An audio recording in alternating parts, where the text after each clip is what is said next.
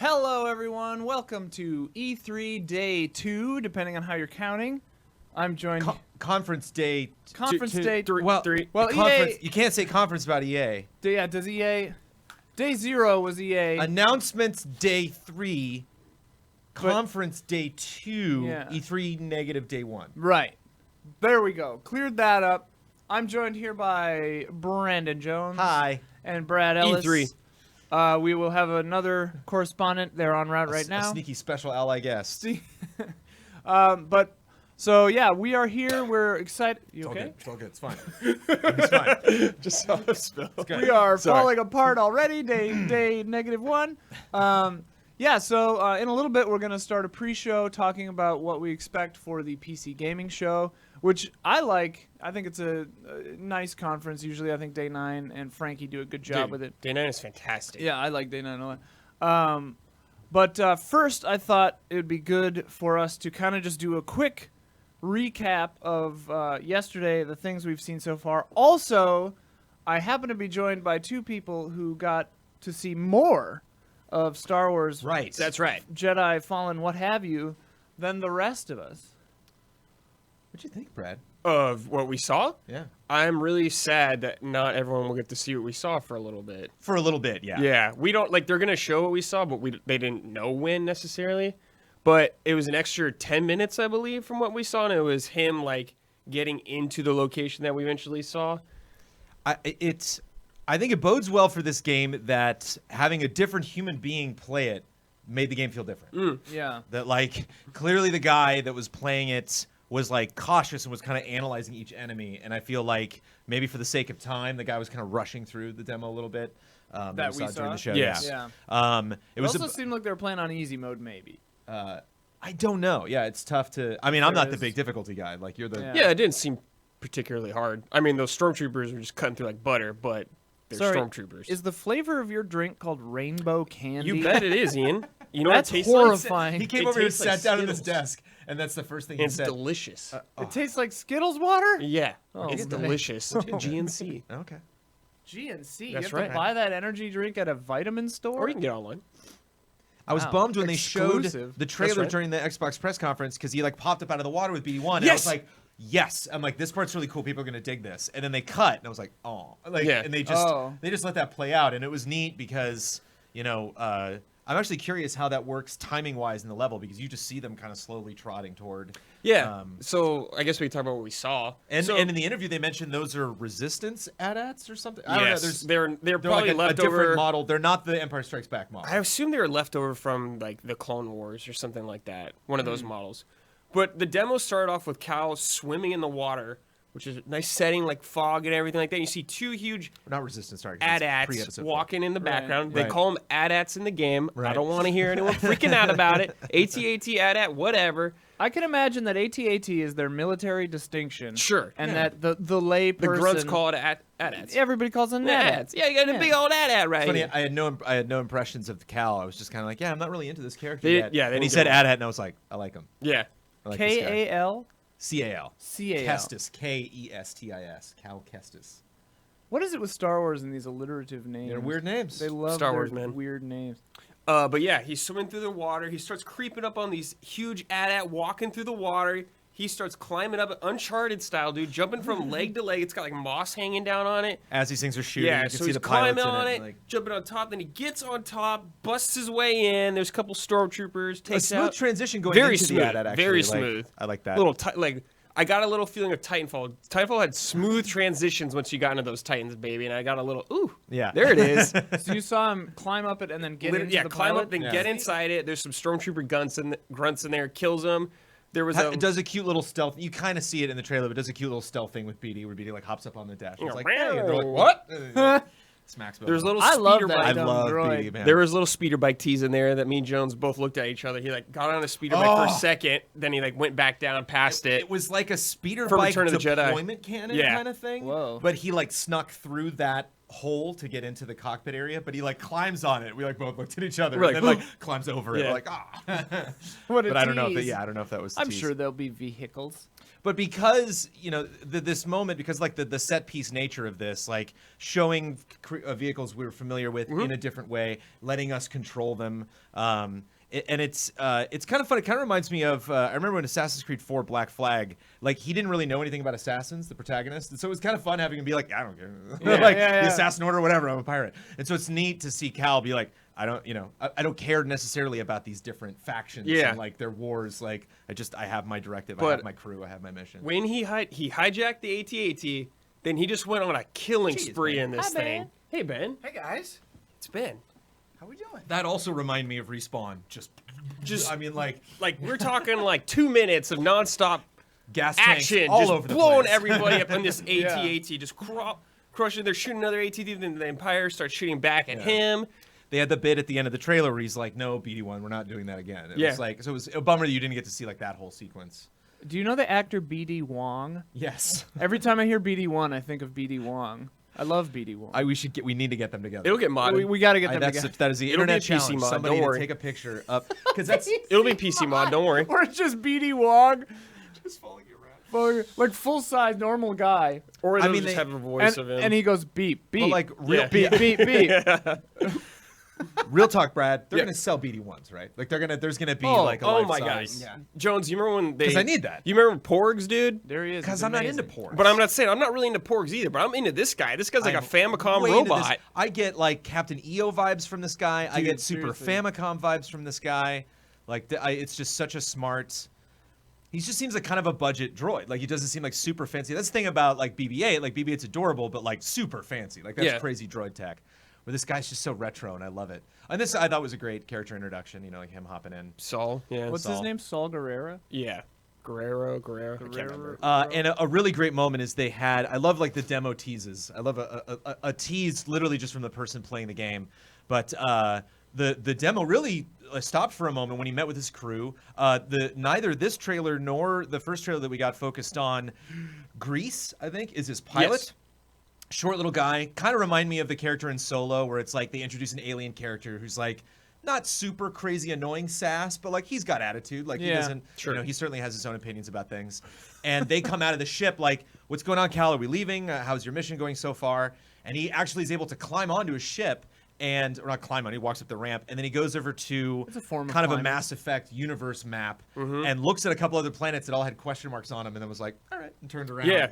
And when we talked to him later in the Ooh. interview, he said I don't think at this point in the middle of this mission, but at certain points in each planet, you can pick up and take off and go someplace else. Yeah. So Metroid style, if you Metroid. like get a new ability, They you're like, use "Oh, the word okay." Metroid to describe navigating through the game. So Like yeah, you is will it get like a new, Metroidvania? Yeah, you will get new abilities and come back to areas later you couldn't access to like progress the game. I hope the planet map music is as good as the music in Mass Effect. Yes. Because, boy, Yeah. Yes. that sure was pretty bopping. So they told me there's side quests and all that extra jazz if you want to do, which is great. Sure. New cloaks to unlock, maybe new skins. Did they talk at all about kind of the content of the side quest and how Nope. meaningful it would be? Because sometimes it can be something you want to do all Exactly. of just because Yeah. it's like, oh, it's enhancing my understanding of this world and these characters. And then sometimes it's like, nope, these are just tasks. I hope, because it seemed like in both the trailer and the demo that we saw during the live stream and the demo that we saw behind closed doors, focused on the map and also just reminded me a little bit of Metroid. Yeah. And I hope you can like label stuff. I hope it's like very clear, like Sure. I need to go back to that spot, or like this is weird. I think I'm missing something. Let me make a marker here or identify it in some way so that I know, like, oh, that's right, that one hallway I couldn't get down because I Yeah.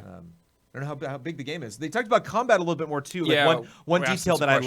liked that I hope there's this kind of like a base like invulnerability, not invulnerability, but like a strength that you feel as a Jedi. Like I feel pretty powerful, but then like the really specific nuance of Jedi skill is actually like player input. Like I actually need to be skilled Yeah, at they're it. stressing And that. one example of that was because I noticed his force ability wasn't going down when he deflected. And I was like, I thought that was interesting because I've played Jedi games before where you just hold a button and then it's like you can just do that forever, but you have it'll automatically deflect things, but you have a meter and so it'll run out. And he's like, if you just hold it down, you'll deflect just away, but there's a counter to actually send the shot back. and then if Oh, you know okay. as you level up, like you gain the ability to just do that better. And So I was wondering because it looked like when he was doing the deflect, it Yeah. looked like that's just a button you hit. so I think in the trailer you see him like being a badass, like ha ha ha, but none of that's hitting the actual Right. stormtroopers. So it's just like get away. I see myself doing that a lot because that's that's such a great snub to just whonk. Yeah. And the slow mo I love. He did that a lot. in There's the definitely demo. a lot of moments that if you've played From Software games, the combat will seem familiar. There What is are those? What is that? a certain encounter where an enemy turned all red during an attack, and you cannot dodge or you cannot block it, so you have to dodge and stuff like that. There's gonna be little things like that. There's parry windows, which I was very happy to hear about. They also talked about on the hard. There will be difficulties in the game. They said maybe on the hardest difficulty they'll have things like a smaller parry window or stuff like that, just to change the game, not necessarily just number wise. Hi, I'm Perry Window. Yes. Unprovoked, the dev we were speaking to said Dark Souls. Yes. Because I was careful I about mentioned, that. I'm out. Because I mentioned, but not for something you would think though, and something that I never really realized. Like, oh yeah, that is kind of Soulsy. But I commented, I'm like, I noticed there were 3 or 4 scenarios where I would walk out onto a platform and be like, what's going on over here? You know, like, oh, those soldiers are fighting that weird little, mechanized thing over there, or oh, these little spider creatures are taking out these stormtroopers, and they're like, yeah, these like kind of like Souls. We wanted to have scenarios where you're like, I don't need to get involved in that. I'm just gonna move on. Or like, yeah, I need some XP. You're like, yeah, all those spiders killed everybody, and now their health is down, and it's just the 2 of them. And like, sure, I'll swoop in and take them out. Some of my favorite encounters like that are, hey, you can go this way if you want. Like you probably shouldn't come back here till later, but if you can get through this super difficult challenge, like another path would be opened up to you, and it'd be neat to see that sort of thing. I would love a little hidden boss or two. That'd be sweet. Yeah. Oh my God. Or mini yeah. boss. Dude, Just somebody, super just some cool. exclusive little bad guy. Like, Yeah. I was listening to an interview and he was talking about how your force bar, you can replenish it by just getting in there and attacking. And I love that, and I hope cool. it really feels like, okay, I can't just rely on these. Like I have to be in there and get aggressive, and managing that meter I think could make for really engaging kind of like attack, pull back combat. I agree, because what we saw of the demo, I was afraid Force would be like way too OP. I was like, man, I hope I can't just force through my way through this whole Exactly. game. But Exactly. that's very reassuring though. and I liked, I like the force grabs look like earned. Like it's not just something automatic. We when were you talking can about grab he's somebody. not he's not like Vader in his prime, just getting guys super easily. You could see them kind of fight, and like there was one time where like even like midair, he was fighting a regular trooper and one of those like electro staff guys, and Blade. really? Vibroblade. Vibroblade. There, it's like I can't remember who that developed it, but it's like Oh. anti-lightsaber technology. I think that's a It different vibrates weapon. with- It's like Hello, a my black name is blade. Perry Whatever, Window, it and I doesn't use the Vibroblade. I mean, I think those are Vibroblades. All right then, I'm choosing not to use that term because it's not confirmed. Electro staff is also good. I like purple staff, and that guy was definitely in the lead, and the trooper was kind of hanging back, just doing like range damage, and he was trying to juggle them at the same time, and so he kind of moved back to a platform, did a backflip back in midair, tried to grab the stormtrooper guy and couldn't. It was just like I think he got attacked or something. So it was just neat that he's not like because I imagine that would feel really good. What I told him is I'm like, I hope there are enemies you kind of have to like exhaust and then finally like get out of here. Like Yeah, that feels so yeah. good to just chuck a guy through a window. Also, I hope that on New Game Plus, which I hope exists, then your force is so upgraded that like early sure. game you Yeah, can yeah, just yeah. go like. Sure, Yeah. yeah. That'd be fun. just chuck your lightsaber at Be everybody. interesting to, I mean, and you can't probably do this with the environmental puzzles, but just to have a mode where you can't use the force, like barely at all, and you just have to rely Smuggler on- run. Yeah. But I think what they showed was weird. I think it's weird not seeing this extra demo. So if you were like hearing what we're saying and you're like, that's not what I saw, I get it. Yeah. Like it was a Yeah, and they showed upgrades for the droid too, which I thought was cool, just to like help Oh, you fun. navigate through the environment. I do hope, to a reasonable degree, that with all the different planets that you go to, that the enemies are drastically different in each one. I It's think like, okay, I can they only- actually brought up something like that. Okay, I'm pretty great. sure they said something about having a lot of different types. Yeah, because That'll- it was kind of funny because after that original demo, I was like, okay, looks good. It's like Dark Souls Uncharted, fine, but then the trailer that we saw at whatever the other thing was, Microsoft. yeah, it got me more hyped. Yeah. So it's funny. Yeah, definitely hyped for it. Really need to play it though. I feel like that's a game like Yeah. really got to play to get How's the feeling it feel? for. Yeah. one of the force powers the dev said he really likes to use is slow mo on people he's thrown off ledges. chuck them and then just see Very them, like, sadistic, staring at yeah. them, like, it's really Enjoy your death. realizing. Good Like times. slow-mo from Yeah, it's like Dread. Dread. That's exactly. Mama. Yeah. Oh, that movie's so good. But that was Saturday when we first saw that. Yeah. Then the trailer again yesterday, Yeah. and that kicked off. Well, yeah. Let's start Microsoft. about talking about day one, which was yesterday, depending on again how you're counting. What are the things that we saw yesterday that have you guys the most excited besides Keanu Reeves? Elden Ring. Right. Elden Ring. Elden Ring.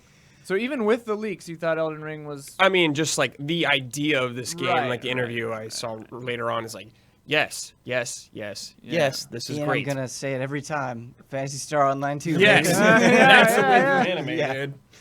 And also, I don't feel like we really talked about it that much, just because I think we're used to a new one coming at a pretty regular pace. But Tales of Arise looked awesome. yeah. It really It did. looked really good, man. Yeah, like it they're looked really, really they're good. really trying. It looked like they're trying different stuff this time around. So, Yeah. like obviously with the art style. And we do have like kind of a general summary of the premise, and I think that could be interesting as well. What's the premise? So basically, there are these two worlds, and one has like all the privilege, and the other doesn't. And Classic. there's deceit going on. There's the people who don't have that privilege being taken advantage from, and these two characters come from those two separate worlds, and they have to kind of come together and get through a situation. So I think that could be interesting. That sounds good. Yeah. The title is so weird, Tales right? of Arise, yeah. I think that's one of the calmer titles, actually. Yeah. Well, I mean, like the other ones are weird. long, but Zestiria, it's like- Vesperia. Right, but at least those are like pretend words. Yeah. I guess, Arise yeah. is a word, and that's as a sentence is just bonkers. Telsophares. Yeah, yeah. Exilia. I remember. I think you just get so Ferris. beaten down with like crazy JRPG styles. Just like Yeah. whatever. Yeah, Like, I'm kind of numb to it. At There's this no point. colon. There's no like. Nah, Duske that's just the in way it is. Infinite undiscovery. What? Yeah. Jones, if I could tell an anecdote that hopefully doesn't embarrass you.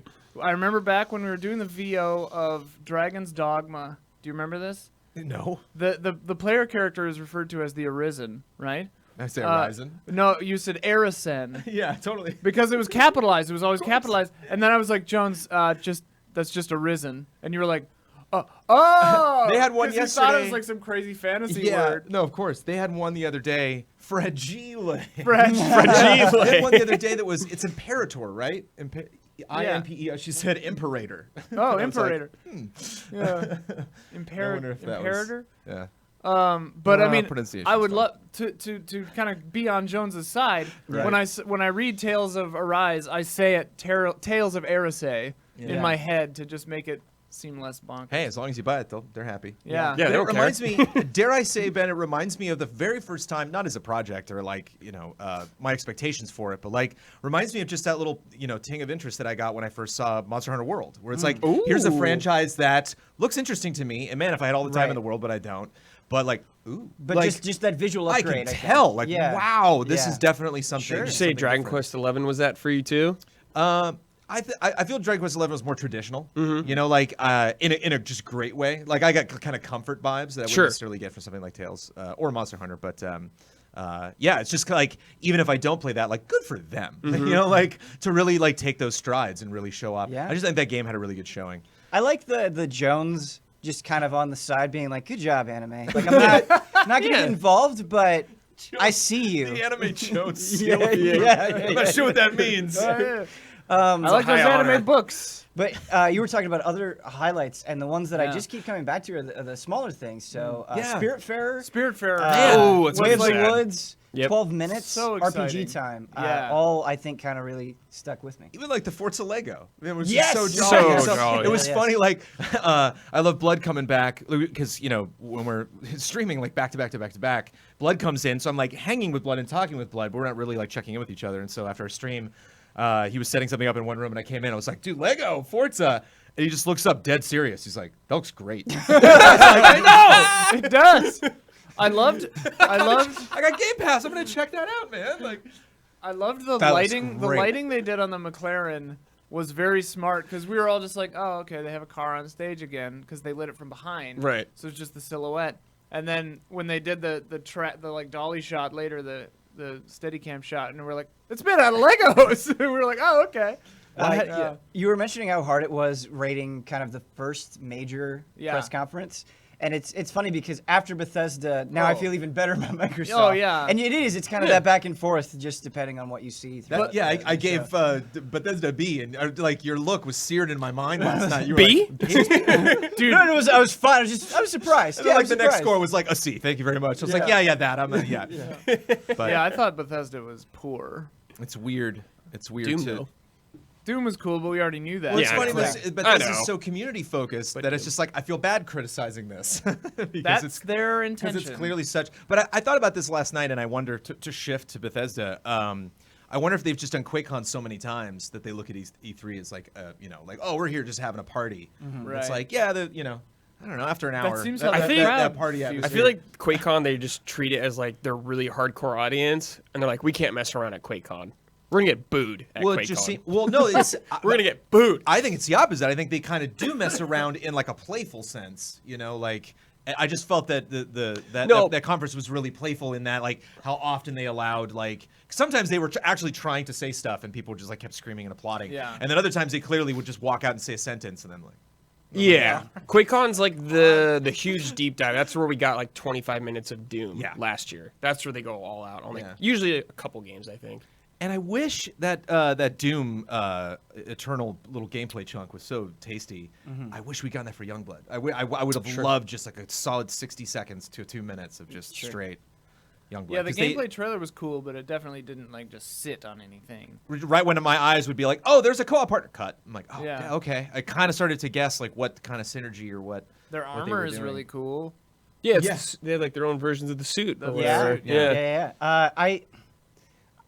I feel like they kind of treated New Colossus the same way. Yeah. What I guess with New Colossus, you kind of got that really tense scene, like at the diner with the soldier. Right. But yeah, I mentioned yesterday that I wonder if just the story focus changes it for them. But also that game is almost out, and so I wonder if Sure. there's like, hey, we don't want to give you too much because you're going to play it very soon. So, It's interesting that Youngblood's in the 80s, and like especially the first Wolfenstein, like just the style of it was so. Or was that New Colossus? Where did they do like all the commercials? And they did because it was That was New Colossus. They did that for New That's the Colossus. second Yeah. one, yeah. So that was after the time gap because I remember they released like new music too. That was like these albums if the if the Reich had won the war, and I'm surprised maybe that's where all the attitude is coming from, is like their 80s take on Wolfenstein. But it was weird seeing something like Death Loop that to me was way more stylized, almost kind of like No One Lives Forever. What was the? Yep. Was I that was the, thinking that too, the yeah. spy game? Yep. Nice. But it had kind of like a Bond vibe, and it was just it's weird not to see that style from Youngblood. But it's like it's just all dumb marketing stuff. I think that game looks great, Yeah. and it seems like you're really doing a disservice if you don't play that co-op. Oh yeah. Oh, I think Oh, that yeah. game's designed from the play it? ground You up. can co-op? play you it can. single They player. mentioned that. I don't think you would want to. Yeah. Yeah. Yeah. I wonder how long it is. Co-op games usually run shorter, I feel like. Yeah, it's kind of confusing because I don't think they've come out with a length, but they've said, hey, like we're gonna make this a bigger, more open experience in terms of environments and the options that you have.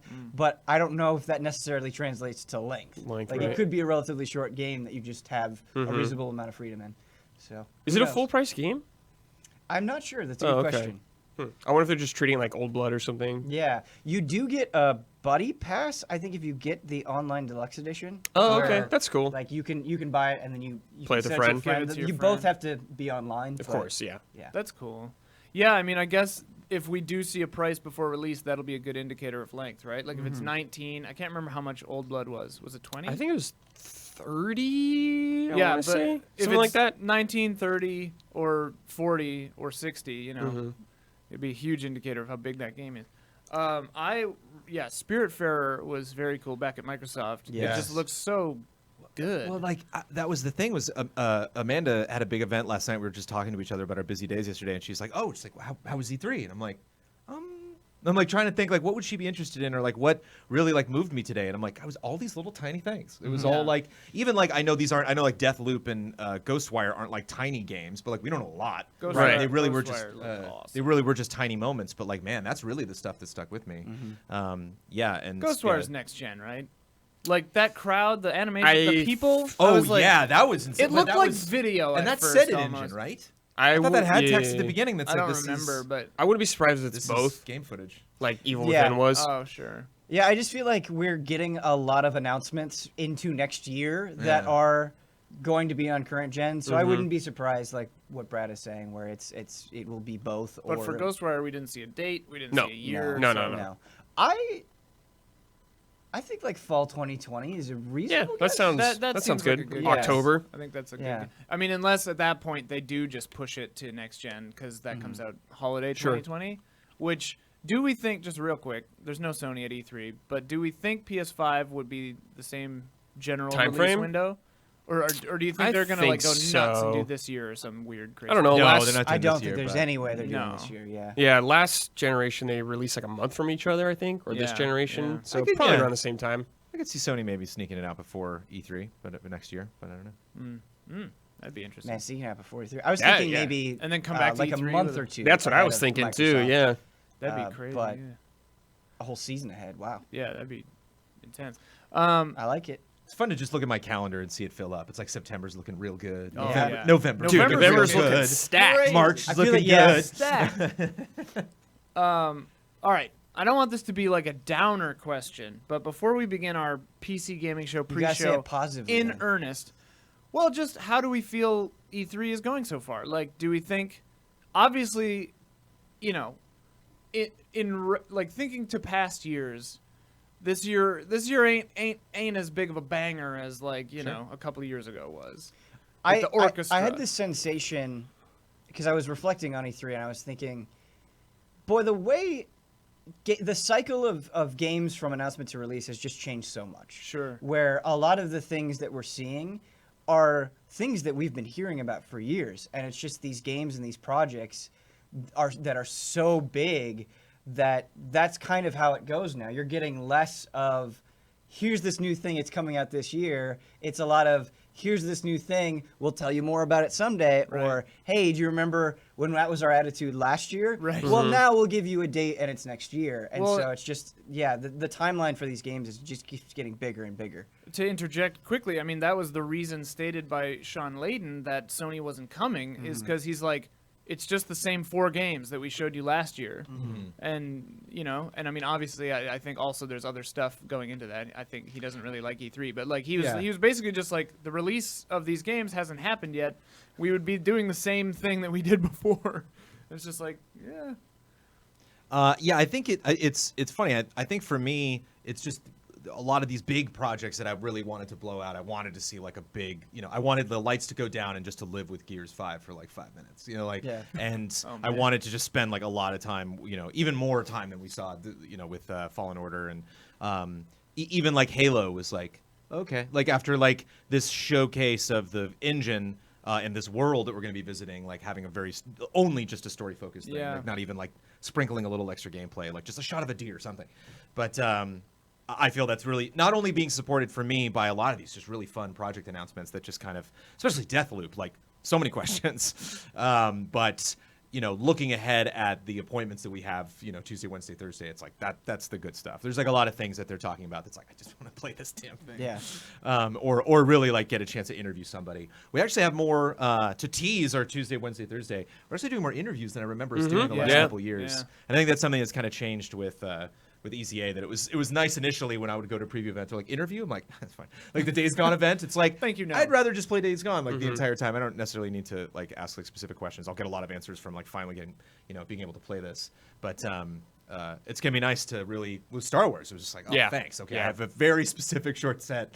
Because when we were we had more time with Star Wars, but we were like, I think we're good. Yeah. It was Yeah. just that I really needed to. Well, and it's to interesting clear up. too because a lot of years at E3, I mean, and my experience is a little different because I do fewer appointments. I'm gonna shoot some of those interviews, Yeah. you know. But like, for me, the excitement usually is the press conferences. It's like, oh, we're gonna see all the new crazy stuff, and it's gonna be amazing and startling, and you know. And then the show floor stuff is just getting hands-on or demos of the stuff we already saw and knew about.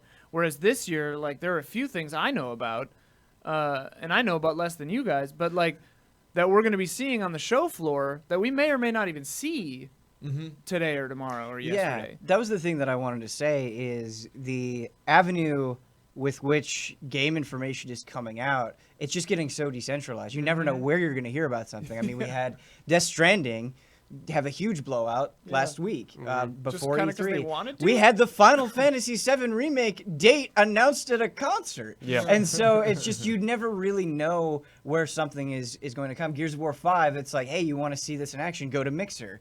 And so it's just these companies kind of creating their own space in their own way, and really trying to find a time, and it seems like it can be any time for them to talk about it. This is the the tip of the iceberg of a much larger conversation, but I do think that we're going to see a sea change when it comes to E3. I think the nature of this convention is going to change over the next few years, course. as it already has been for the last Yeah. 2.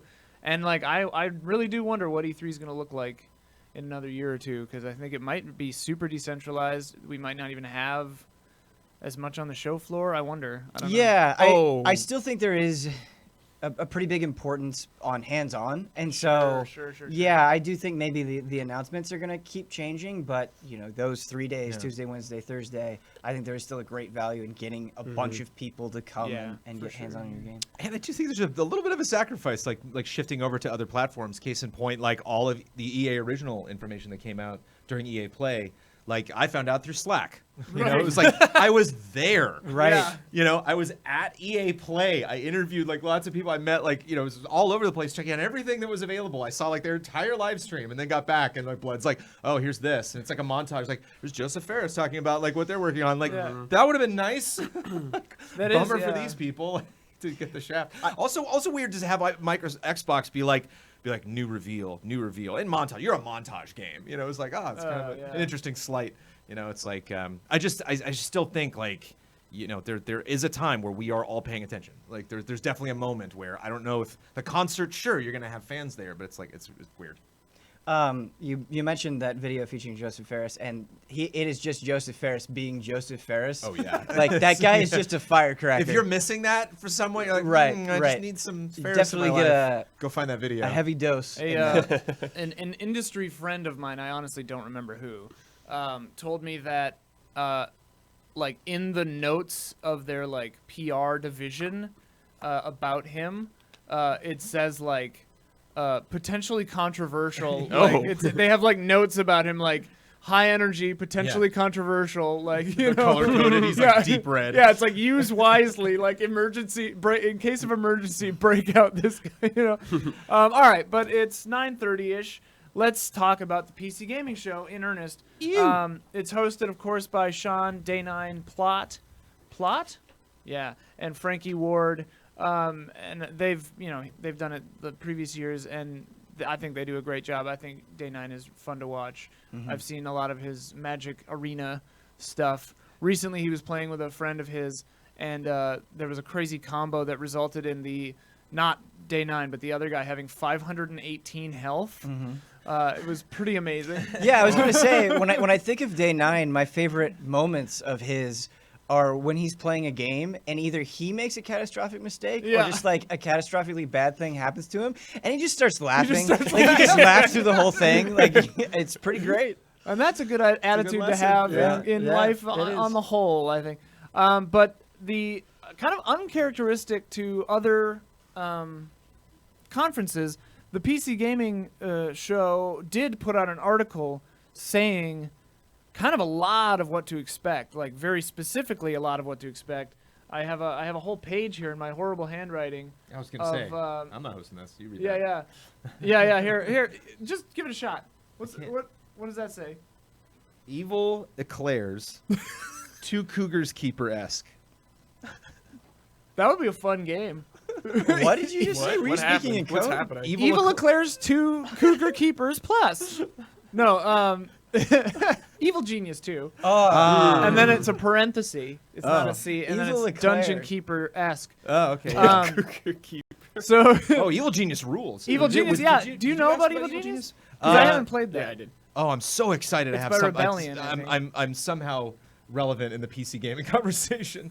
Yeah, Evil Genius is from what I remember, is like a base sim. So like you are running an evil corporation. Oh, sure. Okay. You are Dr. Evil, Right. and you can also kind of like No One Lives Forever, like just a very like the Incredibles, like just that classic spy style.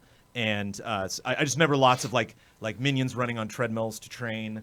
And like setting up traps because spies try to like infiltrate your base, and like you might hire someone and they might be a spy, and so you gotta like you can never trust anybody. I like that kind of reversed, like Carrion, where it's or whatever. Carrion? Yeah, Yes. another The reverse standout horror from yesterday. experience? And I'm like, totally. Oh yeah. Wanna play I that? love that, playing as the bad guy boss dungeon. Jones, that description immediately triggered Team Fortress 2 music in my head. Like, Uh-huh. "Darn, Yep, that vibe. Yep. So good. So yeah, we'll expect to see a pretty big blowout maybe on Evil Genius 2. Probably a fun trailer. Which will be really cool. And then they also teased that Rebellion is going to announce a new game. That's the studio that at the very least published Evil Genius. But Rebellion, also known for Sniper Elite, Alien vs Predator, That's what the I think of when classic I think one of- and the newer one, Evil Genius and Empire Earth. If they release or if they announce a new like classic AVP? 2000 style AVP, I'm gonna like lose Don't- my mind. Like, don't even bring that up. I will be Like, so don't even- excited. I'm not spending any time right now getting excited about that. Come on, though. No. There's been a new Predator No. movie. Yeah. There are new Alien movies. Well, there's a They new just Predator released- game Yeah. coming as well. There is? Yeah. Yes. Oh. If they Yes, State of had, Play. well, especially though in the era of Friday the 13th and this new Predator game that's coming out, if there was a 1v1v1 multiplayer mode of an alien and a predator and a marine, like, and you just 3 people? That'd and you be only dope. and you only had one life, and you just queue it, it's like 5-10 minute matches, and you just, whoop, whoop, whoop, you just queue back in. That'd be so cool. Being on a ceiling as an alien and seeing those two fight, and then seeing the predator kill him, the predator just like, where are you? And Yeah. you're like above him, like. and he's like changing his Come on, view. Oh man. You were talking about so good. you were talking about classic AVP. I remember playing that and like actually being terrified. Yeah. Like it was Oh, yeah. the atmosphere was just through the roof. I remember Dude, playing Jaguar, as a, baby. playing as a xenomorph and like scaring myself on the PC. Yeah. The like, facehugger jumping on you in the Jaguar version still to this Yeah. day. There was a Jaguar version? Yeah, that was the launch seller, with the dude. Jaguar. Oh, weird. I went over to my Same buddy's one house. where you can play as I went over to anything? my friend's house that night. We stayed up until 5 in the morning playing Alien vs Predator on the Jaguar. And he was like, "I'm gonna go to the fridge. You want to get something?" And I'm like, "Yeah." And I open up the door like to the next room, and I'm like, "What's in there?" I'm like, "Yeah, give me a Coke or something." And just egg right in front of me, like. And the fixer like walks out, and he's like, "Dude." And I'm like, "What?" And we both like turn to the screen right as it like right on the monitor. And, Oh, like, man. I never seen that, and I never actually I think seen like anything really mess with your face in a first-person shooter before. And Yeah. we screamed like 5-year-olds. While you were telling that story, I thought that you opened a door to the kitchen and there was an egg in the kitchen and it opened, and I was like, "What is Whichever hap- one you want to Did you like believe. fall asleep halfway through?" Yeah. That seems like such a 90s back of the box bullet point, like messes with your face. Yeah. In that font. I could see the ad that already. 90s It's font. a trend. It's catching on. But yeah, that would be dope. Mm-hmm. Oh man. What if that'd it'd be VR too? Audible released the William Gibson unproduced screenplay as an audio play, and a woman I went to college with is a voice in it. Nice. Exciting. I haven't listened to it yet. Alien Isolation VR. Make it happen. Oh god, it would be too intense. Oh boy. It'd be too intense. We couldn't play it. Only Hubert I could couldn't play it. play Resident Evil 7 VR, yeah, so I'd probably check it Oh, out. it's so spooky. Then they said next on the list from their site was Last Oasis, which is I looked it up. It's a nomadic MMO, and it has really, really cool vehicles. It's like a weird. It's sort of like Mortal Engines meets like Blood played this. The steampunk. big wooden Yeah, contraption. they have Oh, like yeah, wooden, like instead of wheels, they have like legs. And like in a video trailer I saw, they were like a bunch of little guys on these wood legs things trying to take down what looked like a sky pirate ship, but was like climbing on the ground also. And I was like, man, this looks kind of cool. Yeah. So yeah, it'll be fun to see more of that. I hadn't even really I think heard that's of it. why the PC gaming show and PC gaming in general is so exciting, is because I feel like that's where you get the most of this, where it's like, we just have this crazy concept that Right. you couldn't have thought of before, that isn't really building on anything. We're just going in this brand new direction. Yeah. Let's see how it plays out. And later today we got the Kind of Funny showcase, and I think we'll see a lot yeah, of that stuff for too, sure. which is really fun, inventive. Yeah, expect stuff. to see like 6 Annapurna games at the at the Kind of Funny showcase. They're going to be at this too, but we'll talk about that in a second. Then next up was Man, I couldn't read my own handwriting there for a hot second.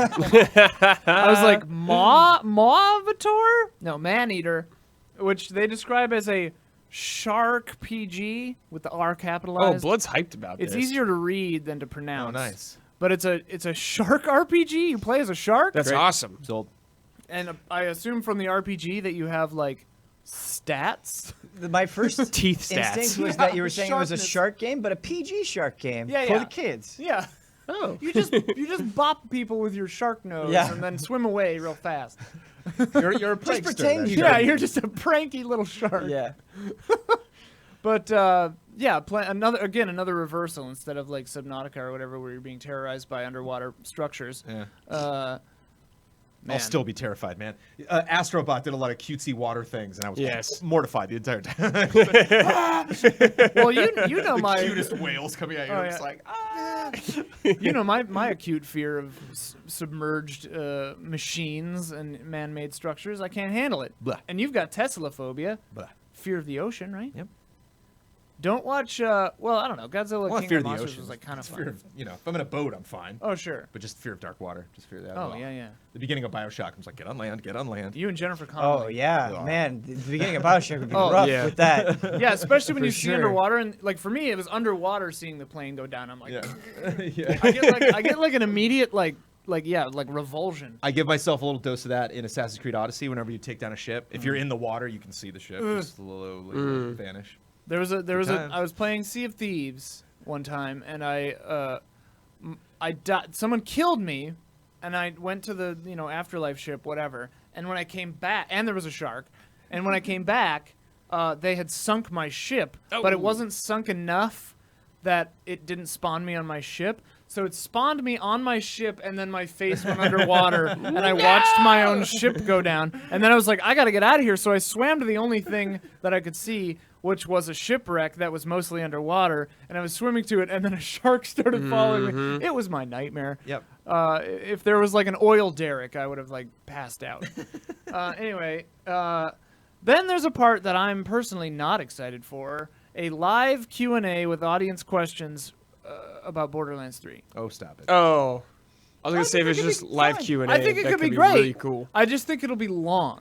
Is why I'm not excited for it. Will Randy Pitchford be there? Take a break, I don't know. you The thing- know? If he's Go there, blow then your it could be nose, real research interesting. break. The thing about audience questions is it can be the Wild West. That's Yeah. true. That's And true. it can I'll be go have a bad in a breakfast bad burrito. way. It can be bad in a good way. It can be good in a good way. Well, they're It can be using good in a bad technology, way. so I think they're gonna cherry pick the good ones. Yeah. If Randy starts shuffling cards, take a break. That's when I lean in. Yeah. No, yeah, that's Yeah, so that'll be interesting. Okay, then I'm really, really excited about the next thing that they said on their little list. We're back. Paradox, Vampire the Masquerade, Bloodlines 2. This is your game. Yeah. Yeah. I am stoked. Yeah, I hope it's not just a bunch of talking. I hope we get some Yeah. gameplay. yeah.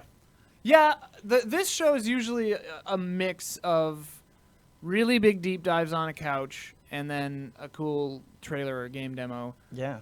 Sometimes that works, sometimes that doesn't work. We'll see what happens. But this show, if you haven't seen it before, is definitely more deep divey than other. Yeah. It's not meant to be like an entertaining, zippy 1 hour presentation. Yeah, it's usually a pretty long show. Yeah. And also just so if you're looking at our schedule, we have on our schedule, we're going to do a Ubisoft pre-show at noon. We will not switch away from an active press conference to do a pre-show. So if this is still going, we're going to let it ride and up until Ubisoft begins. Then we would switch over. So we don't know how long this is going to go. We're not sure. In Sure. previous years, it's been 2 hours, 3 hours. Gotcha. Yeah, so we're Let just it gonna, ride. We're in there until Ubisoft at 1 PST. Also from Paradox, Age of Wonders Planetfall, which is an RTS that looks Okay. cool. It's Cool. got like cool creatures and ships. It looked kind of like sort of sci-fi-ish. when Keeping the I RTS briefly dream looked alive. at it. Keep Yeah. it alive, baby, PC. But Vampire the Masquerade Bloodlines 2, mon dieu, it Hell looks yeah. so good. Yeah. They've been doing clan release little trailers, little like I animated. missed those, and I like gorged a couple. when They're I very saw them. fun. Oh, boy. And I mean, like they do stylistic differences depending on the different clans. Like Malkavians was very like, and then the Tremere was more like blood magic-y. Is that the Tremere? Yeah. But anyway, I really like Vampire the Masquerade, and Bloodlines 1 was a very, very good game. Check it out if you haven't ever. It still holds up more or less.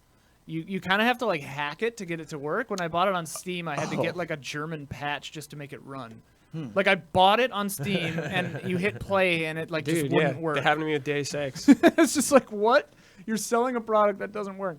Then they're gonna show stuff about the new Warframe co-op space combat expansion. Cool. Have you played Warframe? I have played Warframe. Yeah, I've been meaning to jump in, but I just haven't yet. Yeah, Warframe is one of those where I dipped into it. I was like, this is awesome, and then just got distracted by other things. But Yeah. it seems like it keeps trucking. It keeps having huge, meaningful updates, which is great. We've got a couple of mega fans in the community We do, about yeah, Warframe, and one of them sends me like a yearly, very friendly Yeah. ping that's just like, hey, reminder, if you ever Warframe. jump into Warframe, Warframe, Right. I'm here for you. Yeah. It's just like, thank you. I will definitely take you up on that. Then another. This is actually, I'm pretty excited for this show. Actually, Frontier, makers of Planet Coaster and Elite Dangerous, if I am not mistaken, both of which I enjoy, is coming out with Planet Zoo. Woo! Nice. Zoo Tycoon game. Nice. Is Dawn pumped on this? I haven't talked to Don about it, but if is Don, I don't see him over there. If he's out here, maybe. But yeah, I can imagine it would be a polished, fun zoo game. Cool. Yeah. And then you just let the lions out. That sounds like a good time. Yeah. Yeah. That sounds like a good Sounds group like- stream. Sounds like a good group stream. Yeah. Or at least a fun 9-hour Ian and Don stream. Yeah. Then the only tech thing, just checking what time it is. Okay, we got 14 minutes. The only tech thing that they showed on the site, actually, which is surprising because usually, this thing is pretty bloated with VR backpacks and VR AMD, backpack, the legend. stuff. I played at the Void, those VR, Yeah. things. You have a VR backpack, Yeah. and it works. Yeah. It's great. What is VR the VR backpacks. backpack doing now? Yeah. It's 8 p.m. Do you know where your VR backpack is? Anyway, Samsung is showing a new monitor, which will probably be cool. I don't know. Sure. I saw like a 3-wide I need a new LG monitor, so sell me. on Andrew Wang's Sure, it'll be nice and pricey Yeah. on here. thing. Out of my yeah. range. Yeah, probably. Right? If it's Yeah. at the PC gaming show. Right. What's Samsung 2 monitor. steps below this? Yeah. What's your like B- version? Yeah. Then Chucklefish is a publisher, and they're teasing a game from, quote, a fantastic team of indie developers. Okay. Any thoughts on what that could be? Ken Levine's game. He's coming out. It's time. They would qualify. It's coming out. Yo, I hadn't even thought about that, but that could No happen one at has, this dude. show. It's been forever. That could happen it's at time. this show. That would It's be time. extremely exciting. That would be pretty big. Chucklefish publishing that would be kind of weird, but then this one's gonna be good. Fat Shark. Do you know who Fat Shark is? I do. I know Fat Shark, and I know what they make, but I can't remember it The right logo now. is a shark swims up to the camera. And Vermintide 2. Yeah, there we baby. go. There we go. Publisher, I think. I don't know. No, dev. Whatever. I've seen you, Fat Shark. I have Yo, seen this Fat Shark. You remember that trailer that we saw? Yes. Ooh, That the was Vermintide one? amazing.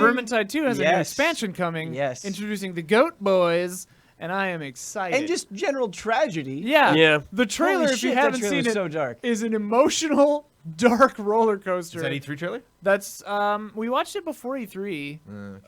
It was during the E3 hype train stream that we did on Tuesday. Oh, These yeah. big press conferences, man. People just start dropping trailers on the side. I'm like, It was released previously, but yeah. send me these trailers. Put it in my Jones trailer bucket. Come on. It keeps missing the bucket. But yeah, Vermintide 2 is a phenomenal game.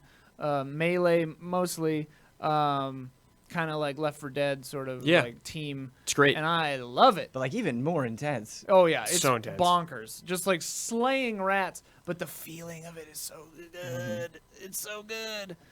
Oh man. So And just the if seeing progression, like Vermintide the last 2 stands that you have to make at the end. Mhm. Yeah, it's great. Yeah, and the music. But yeah, if we see gameplay of this new expansion, that'll be very exciting for me. Yeah. Then we've got Funcom. Looks like Funcom. I need to slow down when I write. Yeah. They did Conan Exiles, Oh. so you know what Okay. to expect there. Yar. I don't know what to say to Conan Exiles. Genitals. I think Mike played it at a point. I think he gave it a shot. Mike Huber? Yeah. I mean, it's Mike. Will we receive a genital update? I hope so. I hope that's what they call it. Genital. The genital update. The genital slider. I'm dude. sure. I don't want to give the game short shrift. Oh, absolutely. Just dump I'm some in. sure there's more to it than that. I just haven't played it, so I don't know. Pauses to sit Cut the after feed. The genital Yeah. pause. Cut it. Cut the feed. Thanks for watching, everybody. Then Modus Games is gonna do some stuff. They do Trine. Trine 4 Yeah. You know. looms. I played the first two. They were fun. What happened to 3? Yeah, man. Where we at? I just missed the boat. fell dude. off. I played with Huber, man. We just missed him. We're Try probably it. too busy playing Kane Lynch That's 2. pretty jolly. I imagine. Yeah. Probably. These guys are always playing Kane and Lynch Probably too. We they can't are. stop Yeah. them. It's an epidemic. Trine is one of those series that obviously I've seen it for 100 Yeah. years. Yeah. And every time there's a new one, I'm like, oh, okay, still doing that. Yeah. Yeah. And I hear they must be good. Yeah, they're fun. And they I haven't look, jumped they look into 'em. really pretty as well. Yeah. Yeah, like pretty Diablo. Kind of. Pretty Diablo. Right? Well, they're very- isometric, aren't they? No, they're No, platformer, side-scroller. side-scrolling. Yeah. Oh! Very, very puzzly. You got to Yeah. use the different. Again, I've abilities, never played Lots one, of physics and Like Oddworld. a little bit. A little faster than Oddworld. Pretty A little, Oddworld. a little faster. Pretty fast Oddworld. Yeah. Those are my only 2 points of comparison: Diablo Right. and Oddworld. Then move on. No genitals. Moving on. Yeah, no generals, no sip. Relogic, they put out Terraria, Oh, cool. so they've got a new thing coming. Man, Terraria always something. looked so awesome. Yeah. And it was a game that I was like, okay, if I do sit down with this, I need to like really Yeah. sit down and understand. I just never made time for it. Yeah, But I played it a little bit and enjoyed it, nice. and then must have just got swept up in other things. Yep. I didn't- Life happens. I think I was bad at it. And then Annapurna. You were bad at so it said you can't play me anymore. Yeah, you have the to game stop. That's fired enough, me. Ian. Yeah. Like my piano teacher when I was like 12. Oh. Scarred for life, man. I got fired from piano lessons. That's true. How do you- Annapurna. Wait, you pay for the lessons and they Yeah, How does that work? yeah. Because I didn't practice. I have a problem with authority. right. I don't like people telling me what to do. So, which works out when you are like a co-owner of your own company. Then Yeah. it's fine. But like, Did they you were let my down boss easy? for a I while. just picture you like slamming your hands on the keys, and you're like, "That's the song I wrote." And you're like, "He's like, I'm not. Yeah, he's like, what I about won't the be coming Chopin? next week. I just heads up. We're still gonna pay you. That's fine. I'm not showing up though. I just Yeah. let you know. Play hot crust buns. The hot cross buns of the oppressor. No, but yeah, I was a bastard teenager. But Annapurna is gonna be there. Of Outer Wilds, Edith Finch, Gorogoa, Donut County. Win-win. Almost a Donut Country. Yeah. But County, I That's a believe. sequel. Yeah. Oh. Donuts across the states. Yeah. That'd be fun. Get on it, Ben. Anyway, Outer Wilds I really enjoy. I played that, and I Yeah. believe it's out now. Yeah. I got fuzzy on the release date because I got it a little early. I've seen a lot of Blood people has been talking about it. playing Outer Wilds, and he had a great description of it. That is on Frame Trap, which is now out for early access, is coming out sometime today. For everyone tonight, else. I believe it. 11. Mm. Yeah, so if you want to, If you see all Check of it our out. coverage Check today, that out. and it's That's still not And then enough. you need 3 more hours. 3 hours are waiting for you Yep. at the end of this day. He liked it though. yeah, he did. Yeah. He did like it. And he said a lot of it. It sounds like a really just fascinating game. It's very, very. Outer Wilds is really interesting. It's kind of like a little bit of Myst, a lot of bit of space exploration. Yeah. Not quite as obtuse as like Kerbal Space Program or one of the really physicsy But ones. there's like but fun it definitely building stuff. has. There's like, oh, I got this new doohickey. I'm gonna put it on my ship, and oh, look, my ship can do that thing now. And it simulates the physics of the entire solar system always. So That's cool. Well, it's fun that the 4 games you just brought up are all like, oh, look at that. Like they're all just fun exploration. You turn a corner, or you like test something. Does that work the way I think it does? Yeah, it does. And yeah, so it's like, yeah, Gorogoa always excited for publishers like that to show new stuff. beautiful. And yeah, Edith Finch. So yeah, Annapurna, it's one of my favorite publishers. They put out a lot of really cool stuff. So always excited to see what they're gonna bring. Raw Fury. This one might excite Don. They're the people putting out Sable and Bad North. Ooh. I really They're wanna gonna see be more here. of Sable. So we may see more of Sable here in a I minute. saw Sable Judges Week last year. Didn't see it this year, and I was like, I miss Sable. Yeah. Because it was definitely like, I have no structure, I have no missions, I have no nothing. I got this bike, I got this character, run around, float, have fun in the Yeah. environment. And we were all like, this style is so killer. Like, please, need more of this. And I do believe we got a release window, and it's 2020 for Sable, Oh, or cool. am I imagining that? Maybe I'm imagining that. I've heard I nothing. don't remember. I don't remember. Yeah. Yeah. Nothing new. But Sable does look very cool. Like, yeah, desert kind of hover bike. Is it a hover bike? But it looks like the movie Heavy Metal, if you haven't seen Yeah. that, or just like 90s comics. Yeah. Like, it just has this really great aesthetic that I haven't really ever seen, like, done in 3D. It's This is very what. bold artistic choice. Like minimalist in all the right ways. Right, Like he's got a little bike that he rides around and it kicks up dust in the background, and I was like, God, that dust looks so cool. And then I'm looking at it, it's like it's all one color. It's literally just like brown with black edges. Yeah. But like just the right where those edges draw in real time when it moves, it just like looks like a cartoon. It's so It's cool. very neat looking. Can I just interject and say that the PC gaming show, before the show here, they're doing trivia. Yeah. And I'm just, you gotta ask tougher questions, man. Dude, Yeah. they These had are one way really good too one though easy. that was you begin Skyrim where? A, on a mountain, B, installing 2 hours of mods, or C, on the back of a cart. It's funny. And back of a cart won, it's like 60%, but installing mods was like 30%. Yeah. I'm like, valid answer. That's cute. That's Valid cute. answer. Ian, can I bring up a game that got announced recently? A PC Please heavy focus game. Baldur's Gate 3, baby. Yeah. Please. Check it out. And Feed me. it's being developed by the Larian. yeah, yeah, Divinity yes. people. Divinity Yeah. The people. absolute best people for the job, no question. Oh, Yeah. You think Google's got that like locked down though? You think there's like No. So it's also coming out on PC. Yeah. They can't. That's. Oh no, I know. I Yeah. just not No, not Google. access to the Oh, game just itself, but saying just advertising like promotion. a 2-week window. Oh, advertising maybe. Maybe this is just me wanting it. Yeah. But I could absolutely see it. You know here. what? And I having want it it be too. kind of like the Yeah. biggest. It's one of the gonna biggest show up. things. Brad, too. when we were talking about this the other day, you summed it up in the perfect way. Do you remember what you said? Oh yeah, I was like, yeah, they've already been making Baldur's Yeah. Gate games pretty much. Yeah. Yeah. They've been exactly. working- Yeah. they're exactly. basically doing this. Yeah. And that was, yeah, not to be a pessimist because I think I played Baldur's Gate, but like for a little bit. But it's always interesting. It reminds me of GoldenEye, where people are like, they should bring back GoldenEye, and I'm like, I don't know. It might have just been the 90s. It might have just been like that special time. Yeah. And I wonder if like because we've had so many great games that have learned from Baldur's Gate. I'm Well- just curious what it is about Baldur's Gate specifically that like is missing from this genre. That you're I like, mean- oh, finally it's coming back. good writing and good characters never get old. I mean, that's just Right. timeless. But the other thing that we didn't really talk about in the podcast is it's going to be nice seeing a game of this scale and with this level of production using 5th edition rules for Yes, Dungeons and Dragons. yes. That's going to be a huge treat. I can't wait to see Plus, how like- Larian adopts it. What a gift to go into a game of that size and complexity already knowing the rules. Right, Because like exactly. in Divinity 2, I was like, I'm loving this, but oh my Right. god, what am I doing? Like, Right. What am I So intense. like? If I had a little more time, I could really get into this. And that's something that 5th edition does such a good job at is they really try as much as possible when you're making a new character being like don't just worry about the numbers. What background do you want to have? What defining traits do you want to have? They really focus on you developing that, and I hope that comes through, and I'm sure it will with Baldur's Gate 3. Yeah. Oh, absolutely. We've got 2 minutes and 39 seconds left. I still need to readdress Yeah, I that was light. just gonna say you saw that. I didn't know, you? I saw it. But they announced 2 more things. Fellow Traveler, they're putting out NeoCab and Genesis Noir. I can recall NeoCab, and it looks super cool. It's like a cyberpunky kind of like vaporwave, synthwave cab driver game. Looks neat.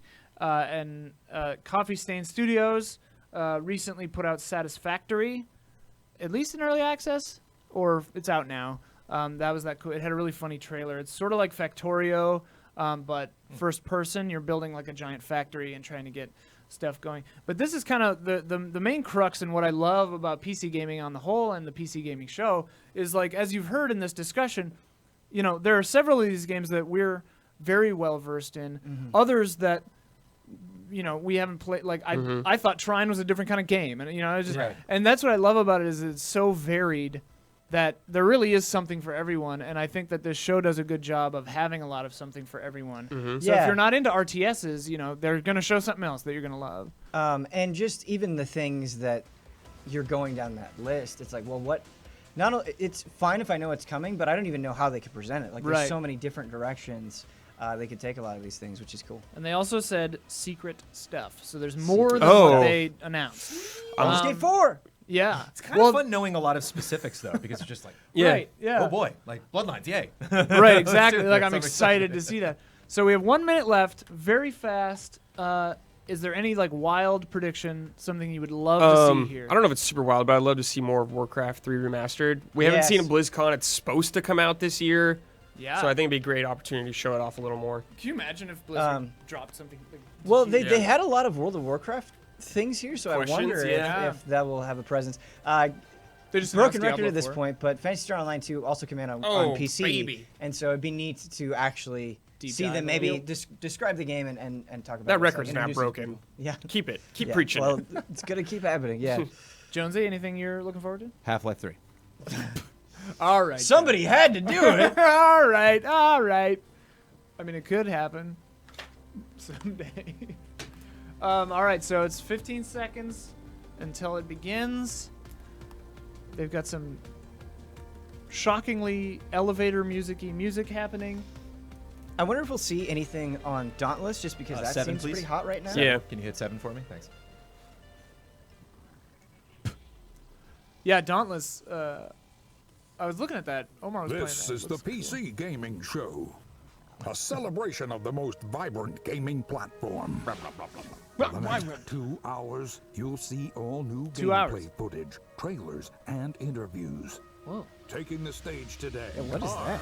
Yeah. First gameplay footage for Vampire There you go, Ian. Masquerade, Bloodlines 2, First gameplay. Borderlands 3, I'm gonna the turn us reveal up. of Yeah. Evil Genius 2, Starmancer, Last I think Oasis. that's the first I'm seeing of Evil Two Genius new 2. I games really from dig the Coffee style. Stain Studios, Griftlands, Planet Zoo. There it is. What's next for Terraria? Remnant from the Ashes, Whoa. Mosaic, Dude. Warframe, Mosaic? Baldur's Gate 3, Yes. Yeah. Shenmue 3, Oh, shit. Explored 2, Yo. El Hijo, Age of Wonders, Planetfall, and more. And now that? your PC Gaming Show hosts, Day 9, Looks like Captain and Kirk. Frankie Ward. It did look like Game Captain. Good morning, good morning. Yes. They got like a runway, dude. Yeah. Ladies and gentlemen, welcome to the PC Gaming Show. Yeah. Yes. We're so happy you're here today. We have a great show for you lined up. We got 30 games that we're going to be showing off. 30. Some of them will be updates to existing franchises and titles. Others will be exclusive world first looks. Y'all ready? Well, I first want to thank our sponsors for sneaky. helping make this event possible. Without their support, Probably this a more event would not reserved crowd happen than each year. So Bethesda. thank you Yeah. so much. Thanks to you one for can coming out. hope. It's 10 a.m. Yeah, in Los one can Angeles. hope. Happy Monday, everyone. Best day of the week. Hello to all of you up in the balcony. And of course, thanks to you tuning in live from all over the internet, YouTube, Twitch, Twitter, Facebook, wherever you're tuning in from, welcome. We're happy to have you. My name is Damn, Day9. I'm one of your Baldur's Gate hosts for this 3. event. Hell Joining me is the fantastic Frankie Ward. Hello! Oh, thank you very much. Thank you, Sean. Hello, everyone. Now, for you guys at home, for the first time, whatever platform you're watching on, we are going to be pulling your clever comments. Just remember that. I said clever comments. From Twitch, Twitter, YouTube, and Facebook throughout the show, making you famous on the internet, on the screen. We're going to be sharing them live. And one of the things we're Don't tell us especially they're gonna be looking for are famous. your questions for the Borderlands 3 team, because Sean, you've got a mission to put their questions to the developers later. That's right. Midway through this show, I'm going to be asking those questions to the creative director of Borderlands 3. Use hashtag PC Gaming Show, and we'll read them live. Until then, let's start the PC Gaming Show with our very first title from UK developer Rebellion. Several years ago, they announced that they were working on the follow-up to Evil Genius, a real-time evil layer simulator. And now, Rebellion is ready to reveal its nefarious vision for the project. So, PC Gaming Show, who's ready to stroke a cat menacingly? Here is the word is going to reveal for Evil Just don't Genius ask. 2 Yeah. Just don't World ask the crowd. Domination. Just stop. It's 2019. Let's knock it out. I would love for you to interrupt a presentation Like, no. with just knock it off. Kanye style. Yeah, Walk yeah. on stage. I'm gonna let you I'm gonna finish. let you finish, but we don't do that anymore.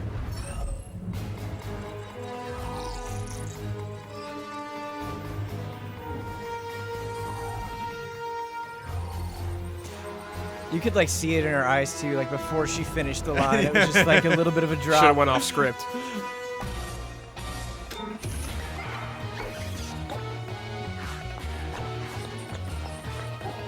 Great look. Mm-hmm.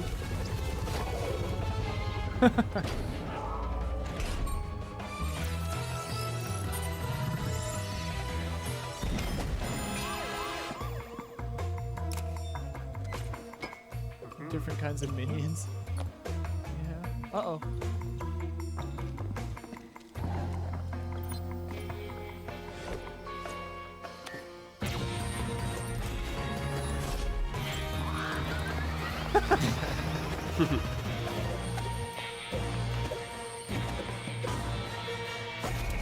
Yeah. Yeah. Got him.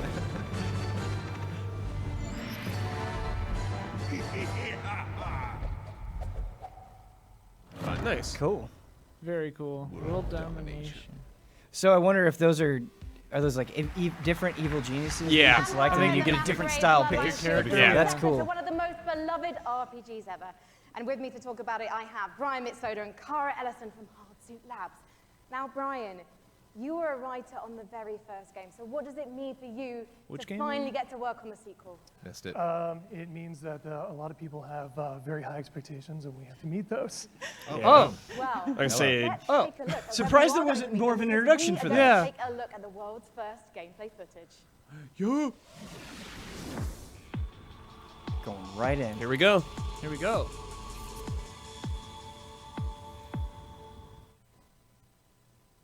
Why even bring them out for that? Guess I have to be the one to tell you. You're dead. Oh.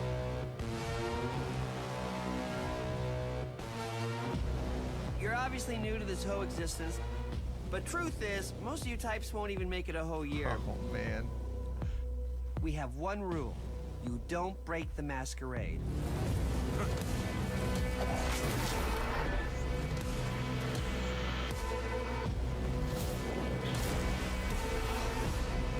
Kind of getting control vibes. Oh, yeah. The city. They're We're leaning all on the fighting style. over scraps here. Oh, my God. Come on. This Welcome looks to so the first cool. day of the rest of your death. Having fun yet?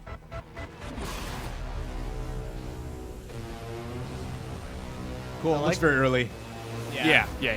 It's struggling a bit to make those Yeah, environments happen, but Weird lip sync. I can see what they're going for, and I liked and, that. I liked the distortion they had on that instrument. Don't Guys, break the what does it masquerade. mean to be a vampire in this world?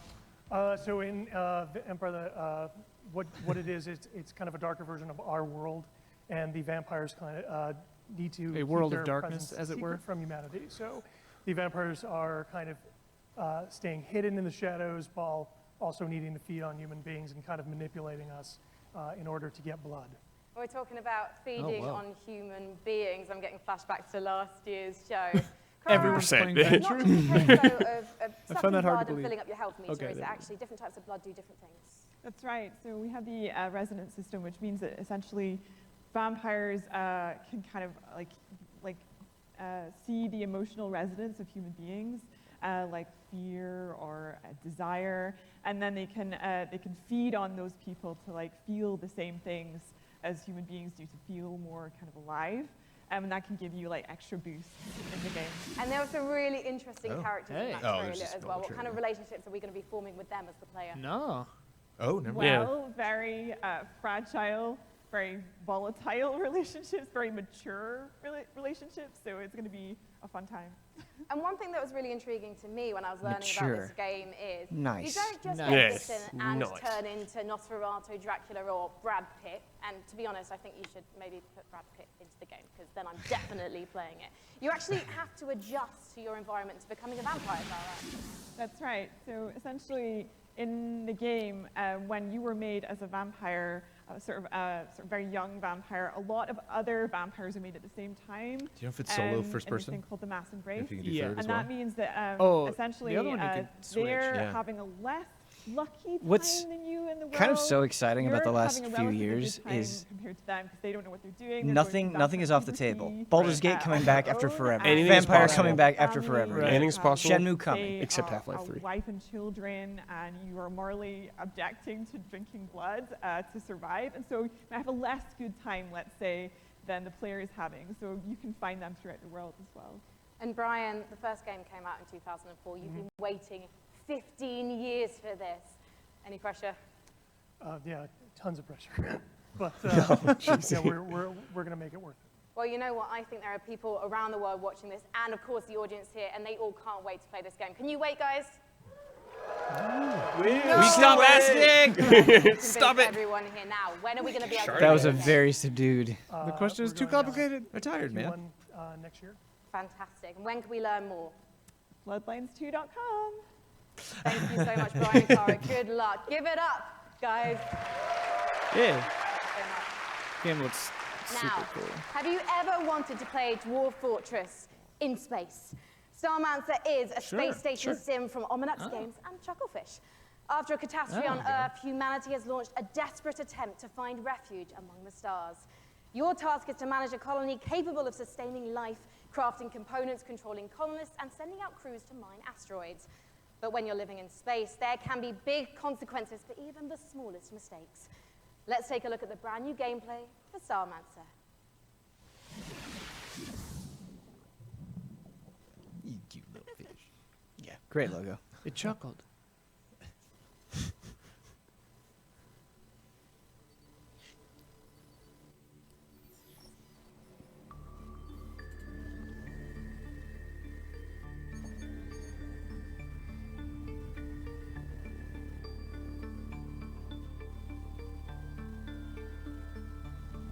A really good space colony sim would be very welcome. Ooh. Yeah, that's Yeah, cool. see, yeah, Pretty. you have so many options. Wow.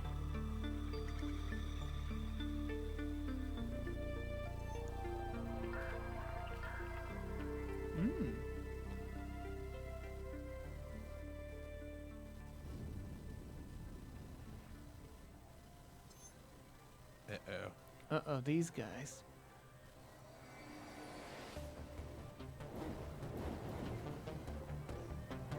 Uh-oh.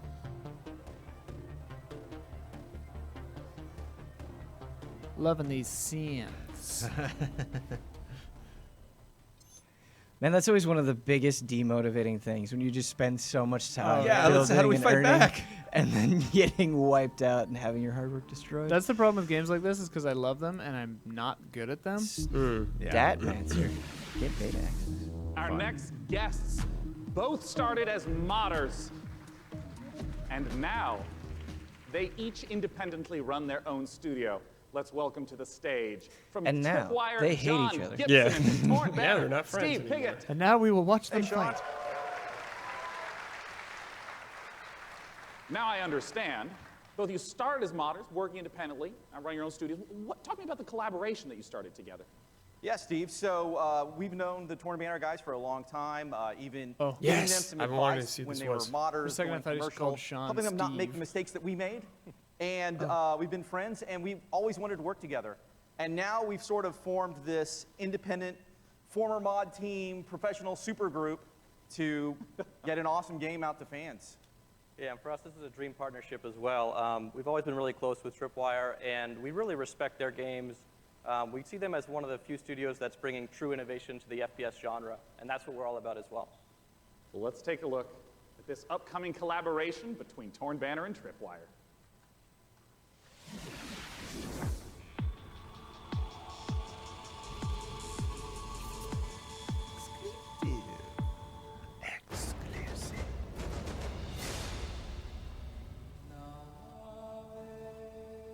You go first.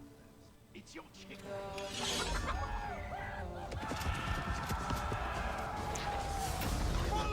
Yeah, man. Chivalry 1 is difficult. Yeah, it was so fun.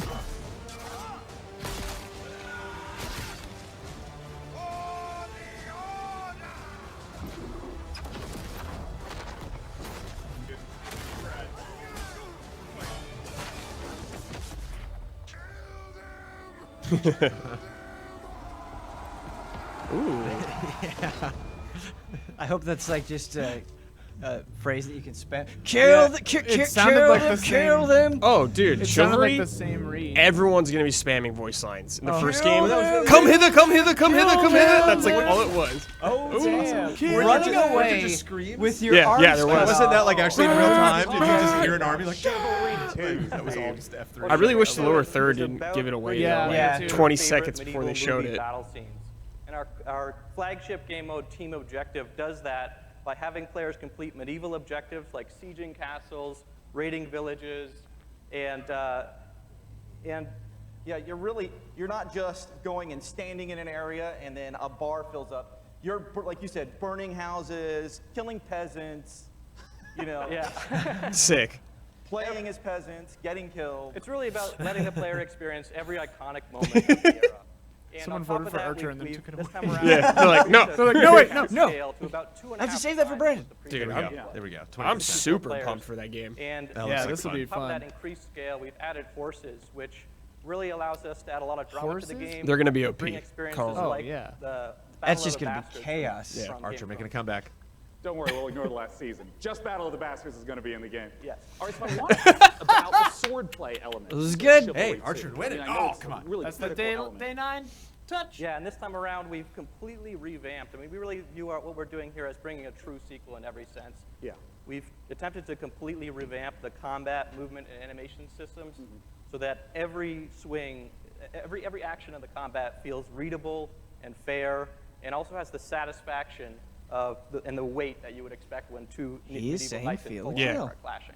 That's what you need to do. It's very, very fluid and much Did I more just hear accessible. Hubert Yeah, say dude, feel I the think kill he here? somewhere? It sounded like a spirit. Yeah. Like just being summoned. It was Huber's voice in the background. Was that you? you? Fluidity, because in a lot of melee combat games, you hit a button and there's like a full. He's Where like are a you? he's like a ghost. Yeah, Where are you? He's not in this Swordplay stream operates room. differently than that. Yeah, we kind of think of it like when you're swimming, where you're kind of constantly using both arms. The at the ghost same of time. Hubert, And, dude. The a ghost core of Feel the part of our kill. focus this time around is making it so that players can fight multiple opponents at the same time. Like 1-on-3, 1-on-4 situation. Look at that. Exactly, because that's fundamentally That's a good part of response, the, dude. the Yeah. becoming Just the pog ultimate champs. warrior fantasy Shenmue, and, pog uh, champ. Battlefield. That's appropriate. Well, I mean, I do have to ask. I'm talking about swordplay and mastery, but the original Chivalry is, I mean, it's They're kind gonna of have Shenmue silly here. fun. Like, how do you balance the mastery with The the ghost fun is gone. element? The ghost Yeah, our is gone. goal has always been to make it so that players can take the game as seriously as they want to, and also as silly as they want to. We know that probably about half our audience plays the game drunk, and we love that. Yeah, can't confirm. That's an important How do you metric to know? track. And the game has a huge influence from Monty Python as well. I mean, in the Everyone's a over-the-top psycho voiceovers, the in role-playing Chivalry. It's opportunities. amazing. Yeah. I mean, the Oh, game is man. genuinely All right. hilarious. What are we As gonna an do for the example, you sequel? can Half these people beat a play man drunk. with a chicken while quoting Shakespeare. Like, so, like, picking up a chicken as a Yeah, weapon, that's a physically clubbing mechanic. him to death with a Well, chicken. that's excellent. Well, I mean, I have to ask, when can people get their hands on Chivalry 2? So Chivalry 2 is coming out early 2020, and it's coming first to the Epic Games Store. So look forward to checking it out in early Silence the 2020. PC Gentlemen, John Gibson and Steve Piggott with Chivalry 2. Thank you so much. Yeah, it does. He didn't. We are end that on just a getting started Epic here Game at the Store. PC Yeah. gaming He was show. just like He's Epic, like- Epic Games I Store. gotta let you know. Yeah. You have to Hey. click a different button to launch this game. You're watching the Please PC don't be Gaming mad. Show. I Coming want up, to get that guy. Ladies and gentlemen, the easy build a world for wildlife in Planet Zoo. It's just boss From the nass. creators of Darksiders, Remnant from the Ashes, Baldur's Gate 3, Yeah. and more trailers, interviews, and Ian, gameplay have you seen that footage. reveal teaser? I have not. Dude, it's When so was intense. Stadia? The Yeah. whole thing is just a man like grotesquely turning into a mind flayer. Like, Yeah. it's like He's, making like, his growing skin up. bulge Yeah. and bones crack. It's great. So many blops. Flip flop.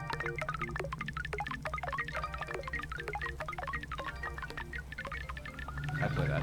Too real. Yeah, too real, real. man. Too real. Oh, it's Mosaic or whatever. Craven Blops, gotta be honest. Of course, Brandon. Yeah. Gotta level up. This is like that. You can earn short blops in this? film Bliss. How many Blops are we talking about? Trillions. Whoa. Strong insight. Dude. I don't know what the hell you do in that game, but I'm intrigued. Yeah. Cool. Yeah, into it. Blip blop? No, My Joe's phone's charging charging. an extra. I gotta go. They put I it gotta out. go. I gotta That go. was a brand new trailer for Gotta get Mosaic, blip-blop, a dark dude. and atmospheric adventure game coming later I'm this both year pleased from and developer disappointed. Killbyte and publisher Raw Fury. So how are you guys enjoying it so far? There's been some swords, some space stations, vampire puberty.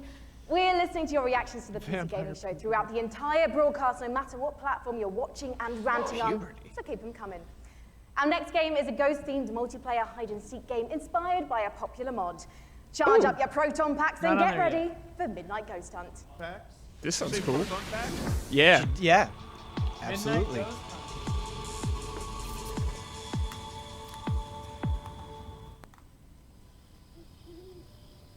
Oh, this is Coffee Stain. Well, this is Coffee Stain then. There's only you and me. Satisfactory. Some other stuff. Dude, great music. When the night falls, you can count on me. Darling, if you only knew.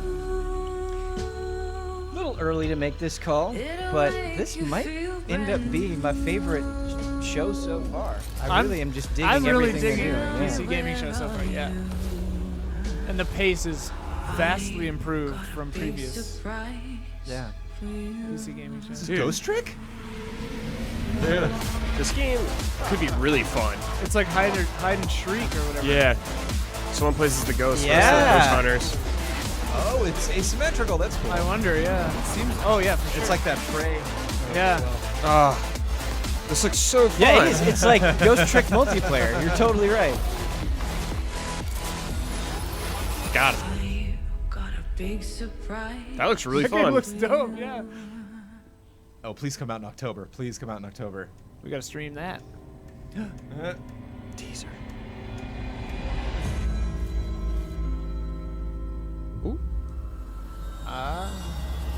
Other ghost. Zool. There is no danger.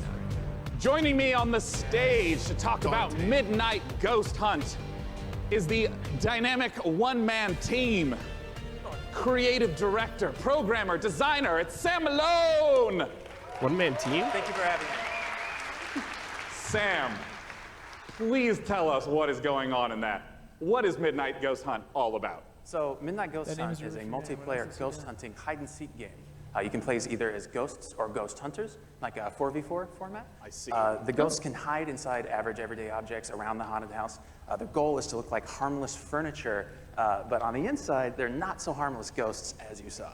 Yeah, and if I'm understanding correctly, it's not about hiding as a lamp to try to assault and take out a hunter. It's actually, you would do that so that way you can keep running away and continue to hide. Exactly. So the main objective of the ghosts is to try to stay hidden as long as they can until the time runs out, until the clock strikes midnight. Midnight being kind of the hour of the ghosts, basically. They can fight back if they like, but in general, they want to try to hide. But if there's a hunter kind of off by himself, you can quickly just hit him in the back of the head and knock him out real quick, and he has less hunters to deal with at that point. See. Well, what's the identity of the hunters? I mean, we've been seeing furniture flying all over the place. What are the hunters doing? So the hunters, it kind of can be divided into two different segments. The first part of the game is kind of almost like a detective game because they're sort of trying to figure out where the ghosts are hiding. It's not Just playing Blip Blop over here. Download Blip Blop. So they've got gadgets like a footprint I got a tracker, Game they've got Center like a achievement, radar first like you blip. saw, to try to narrow just down tapped where it. in the haunted Achievement. house these ghosts are hiding, basically. Was it one word? As soon as the first ghost the is search found out, it mosaic. starts getting a bit more chaotic. It's called Mosaic Blip Blop. There's ragdolls flying everywhere, and they have that cannon to really try to smash the ghosts into pieces. so many blips So those for are kind of the two aspects of the ghosts. Well, talk to me a little bit about the inspiration for Midnight Ghost Hunt. I understand it's based on a Gary's mod called Prop Hunt. Right. So that's definitely a big inspiration, but the big twist for us is that the props fight back. You saw the furniture, they hurl themselves at you, they knock you out, they send you flying. So it kind of almost becomes Man, I like wanna this break action chairs hide-and-seek against you sort guys. of Yeah. mashup. You have a reason to be a little bit afraid. Attitude Era, easy A. Attitude Team Era of E3, Ghosts. dude. Attitude That's Era. the Oh, I see. dynamic of it. Bossman's gonna love And I this. want to ask about when the clock strikes troll midnight. We potential. saw the very spooky red Have color you pop seen up. a We didn't see ghost? what happened? Yes. No. Well, midnight, if even, Not sure. one Everyone's ghost voting survives yes. 4 minutes into the match, then you hear this ominous grandfather clock chime across the map. All the lights will actually flicker out. It'll get really dark and scary, and all of the ghosts that were destroyed actually return as vengeful spirits. They're a lot more powerful than before, and they glow very brilliant red. So at this point, the tables have turned. The hunters you guys are now voting? hunted, Yes, and we're they just voting. need to try to work together to stay alive long enough for their evac to That's come. really cool. Did you guys hear 4 that? minutes or so. Where if you make it to Usually the midnight, ghosts, you get to when it gets hunt to the midnight. Are you talking about like 90% of the time? Like wind up, 90, something yeah, like usually that? because the ghosts are so overpowered at midnight. The hunters are doing whatever they can to try to prevent midnight from even occurring by destroying all of the ghosts and clearing the house, basically. Well, awesome. When can people get the chance to try out Midnight Ghost Hunt? So we'll be running an alpha event later in the summer. You can sign up at midnightghosthunt.com. I'd also like to give a shout out to our Discord, discord.gg/midnightghosthunt. Later in the summer, we'll be giving out keys on our Discord as well as on our main website. Well, wonderful. Ladies and gentlemen, Gotta get those Sam keys. Malone. Sweet. That game looks from cool, Vaulted man. Sky Blood, where are the keys? Blood, give us those keys, Blood. Don't Next hold them. title, we got Frankie up in the balcony, and if I understand correctly, Frankie, this is a sequel. You do understand correctly, Sean, yes. It's a big sequel to a small indie game. Unexplored 2 is a procedural adventure, a roguelike that challenges you to fight, to be clever, and to solve its mysteries. Explore a beautiful world, engage with its creatures, and befriend its people. Search for magic lakes and ancient statues until you die. And die again. This is Unexplored 2. Got to level 2. He's literally just tapping the screen. That's it. Yep. Blast it, Jones. 200 blips. I get to Quit level up my blipping those blip button. blops. Oh, get to level up my blip button. Whoa. Spooky.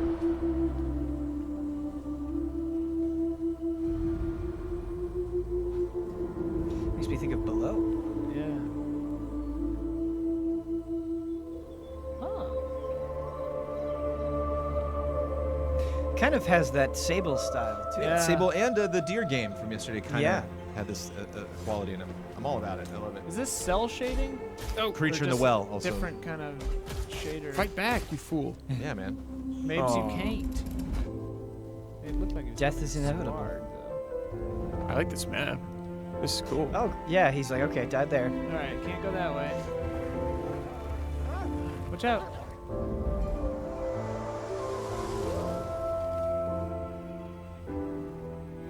I No, really wanted one of those companion. hands to just go. Bah. Yeah.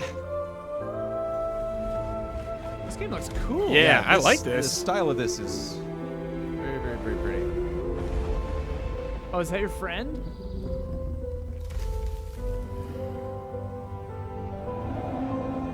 Like rhyme vibes Wow. too. Yeah. Running on this water is really cool. It's funny. Like every area reminds me of another game. Yeah. Exactly. Explore 2. How deep does that object go? Open access now on Fig. Interesting. That looks sick. One of the biggest bang for your buck that you can get when building a new rig is investing in a new monitor. And here to talk about a groundbreaking new display is Let's hear Samsung's Dean Dalcero. Welcome, Dean. I do What you need to got know. for us? Oh no. Oh no. 27 RG5 curved game. Yo, They're new like- monitors? Which Let's channel? take a look. 40 hertz? Let's go. 240. Dominic loves monitors, by the way. I don't know if I you knew this respect it. about I him. love monitors too. Give me the Built hertz. into the monitor. Ray tracing Look at built. that. Look at that. There you Our go. monitor measures in bullets. That's confirmed. That's an advertisement I can get behind. I am now more attached my to your God, product. look at this. Look at that contrast rate, baby. Rapid curve. What is this? I don't even know what ad? that is. What is rapid curve? Look at that. Removes that tearing. G-Sync, baby. Don't settle for that FreeSync. Oh yeah. Impressive if true. Yeah, what's the price tag? Let's guess. $1,000. Not saying 1200. it. 1500. Yeah, they're not gonna say it. Chat, tell us how Hashtag expensive that Samsung is. for gamers. Dean, we've seen the video, Will easily be close to and I 2000. gotta start asking. Talk Oh, to me really, about those too? juicy features and specs. So it's a 240 hertz curved gaming panel. We believe it's a world first. So you have lag-free and tear-free performance. We believe, but Yeah. And we think can I that confirm? the The story curve, we're this going with 1,500 is- art radius is going to be a very immersive experience you wouldn't get from a traditional Please talk flat about panel. that radius. And I wanted to ask a little bit about some of the color specs. Sure, it's a 3,000:1 contrast ratio, so you get those deeper blacks, brighter whites, Right. and hopefully We you'll need see blood your work for those enemies deeper blacks. first before they see you in the dark scenes. Yeah, and I understand it also Oh, has yeah, G-Sync. I saw that flash up on the screen as well. First G-Sync compatible monitor, so we're super excited about that. Well, since this is the PC Yeah. gaming show and we're showing off a huge variety of games here, what are the types of games that you would expect that 240 hertz refresh rate and the G-Sync to work well with? Sure, so we think everybody's going to appreciate the speed and the performance, but ultimately, esports first-person shooters are really going to benefit. Right. Well, of course, I have to ask, not just when is now it I can be available, an but what esports type hero. of cost are It's that we easy. talking? Cost. Here we go. Here we go. Mid-July for under $400. Whoa! What's damn. your $400? So we expand our gaming lineup to 8 models. Moment. Right there. Sweetest moment. Here we go. Well, what's the How do we resolution? get that Our gaming now? lineup will be expanded to 8 models, ranging from 24 all the way up to a 49-inch dual QHD. Check out samsung.com/gaming240 or see us in the back of the room for more info. Yeah, that's right. For any of you in the audience, it's there. Your move, You can go there Asus. for it. It's not 4K. It's not 4K. Not for that price point. Yeah, I was like, what's the resolution? Not for that I'll let price you point. know. Yeah. Also What are you talking great about? presentations Come on. And games coming up. Let's look at what's coming up. Someone just in the audience. Is it 4K? Not No, for that price not for point. that You price, filthy sucker. pleb. You vile Answers plebe. burning questions about Borderlands 3. The next game from Clay Yeah, it's Entertainment. not IPS either. Get ready to rip the galaxy a new wormhole in Valfaris. All right, I'm And sorry. more. Quick research break. All right. Go for it. Most people open. And now the PC Gaming Show presents What's Next from Funcom.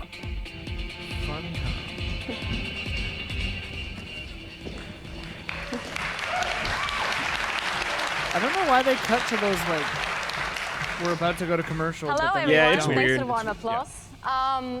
It's very exciting for all of Well, us cool at Funcom to be here at the PC Gaming Show for the very first time ever. Someone like And knocked over a naturally, chair. we would Yeah, like they're moving to set show pieces some of back the there. cool stuff that we've been working on. So, Jones, without you're already further level ado, 14? Here are Yeah, some man. of the games coming whipping in those 2019. Can't. He's power leveling. Something strange is going on. You blip to get all the across blast. zone. I don't fear nothing until now. Whoa! Yes. Big con. Say Switch in this conference. Okay, thanks. Did she say Nintendo A Switch lot's out there? happened since you've been traveling, Con. We could use your skills. Stalkers got each other's backs, right? Yeah. What happens to you happens to me. Wait. Oh, okay. Oh, it's an RTS Conan game. Huh. Look like multiplayer too. That's cool. RTX genitals? Oh, is that like a horde mode? Whoa. It's like Conan using a Conan shield. Unconquered. RTS. Oh, yeah. Whoa. Halloween Jones.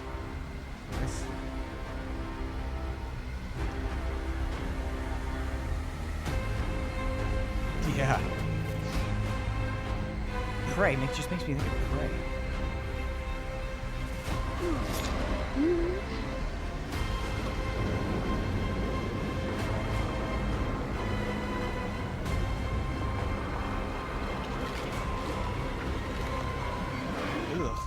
Who would have thought? My son, off to fly among the stars. Cool. Neat. Sick. Into Please it. welcome to the stage, founder and director of Mighty Kingdom, Philip Mays.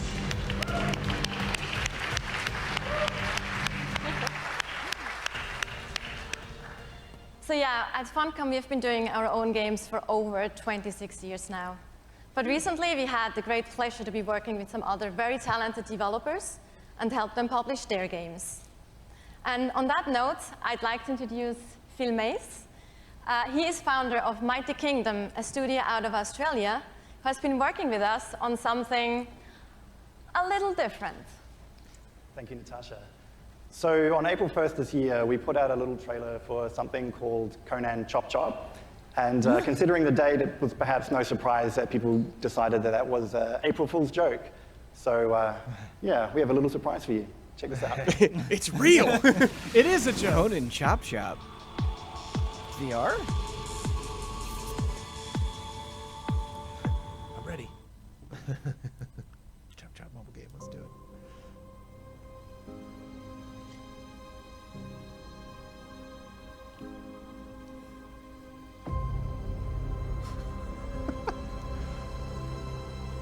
That grass is gonna get bloody. Is it about mowing grass?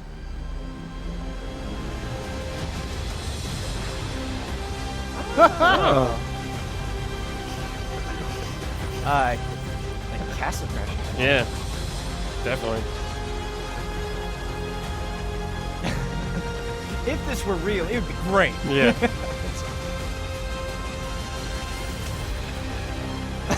It's kind of funny. Like half-ass chords. Please make it. Yeah, this looks really fun. Conan Chop Chop.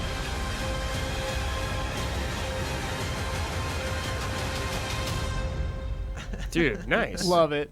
September Soon, yeah.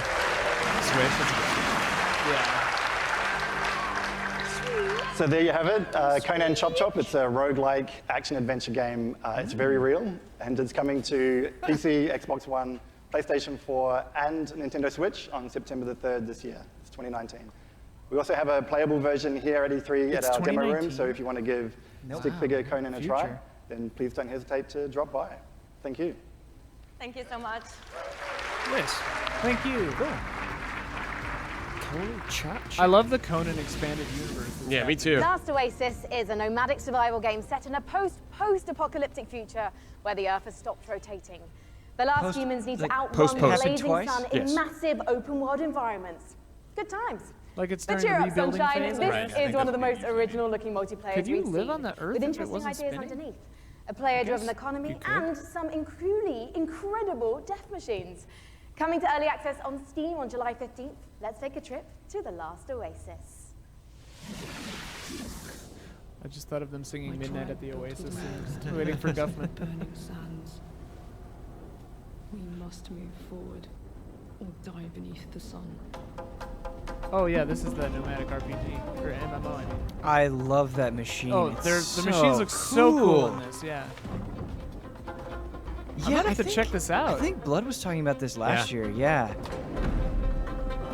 Yeah, this looks sick. Yeah. You have a grappling hook, so if you're on the ground fighting people, you can like. Oh, very cool. And do it onto their ship as well. Someone made a table that moves like that. Have you seen that? I've seen weird, crazy videos of people like, building weird photo-folding tables. Nothing with flags on it though. Yeah. Sails, Joe. Sails, sorry. Oh, winding up. This game looks sweet. Yeah, it could be really fun. It'd be a blast, like designing a bug machine. Oh my god, yeah, that'd be fun. Let's say combat was interesting. There's like a lot of like swinging motions. It's not just like button mashing. What in the world? Goliath one. I want to see that thing crush that thing. September 3rd. Also very soon. Same day as Conan Chop Chop. Or was that? I think. Let's go right down. Good lord. Coming in hard. Let it fall on your face. Dude, that T-Rex. Yeah. Yep. Dino Riders. Strategy. Tree.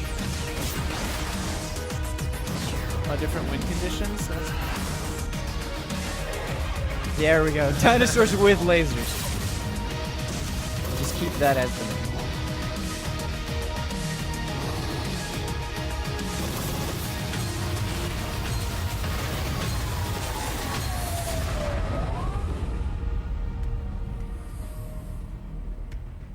Starring Chris Pine. Yeah. No date. Neato. August 6th. Okay.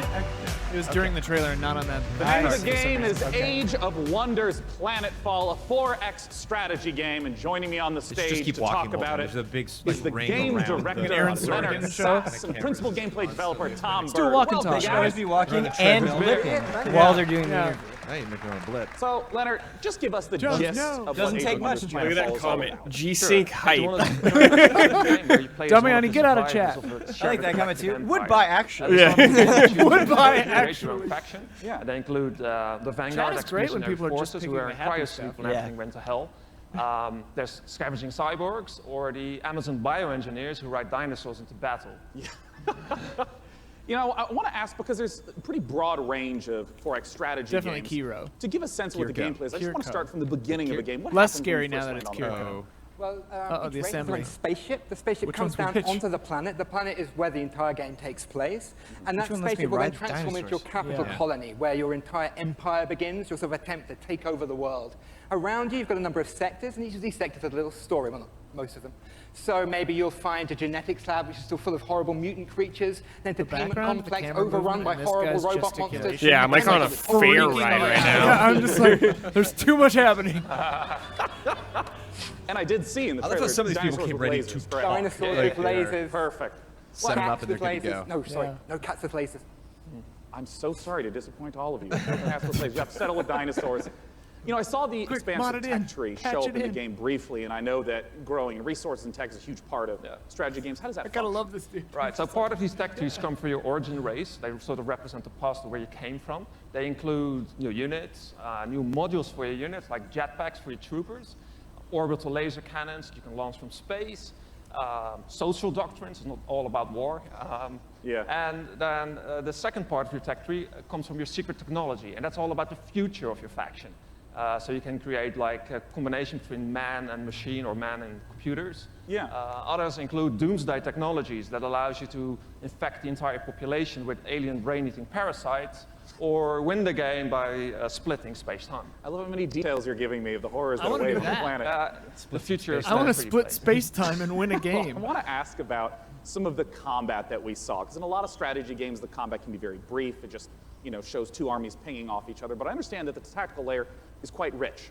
Right, so when combat starts, you'll see, like on the world map, maybe like a little sort of space lab or something like that. When you go into combat, you will zoom all the way in, and you will be inside the lab. You'll see all the pipes and all of the goops flowing around. All of your units, which you've been putting together and built, are now deployed. In turn-based combat, you can move them into cover, use their abilities, shoot laser cannons.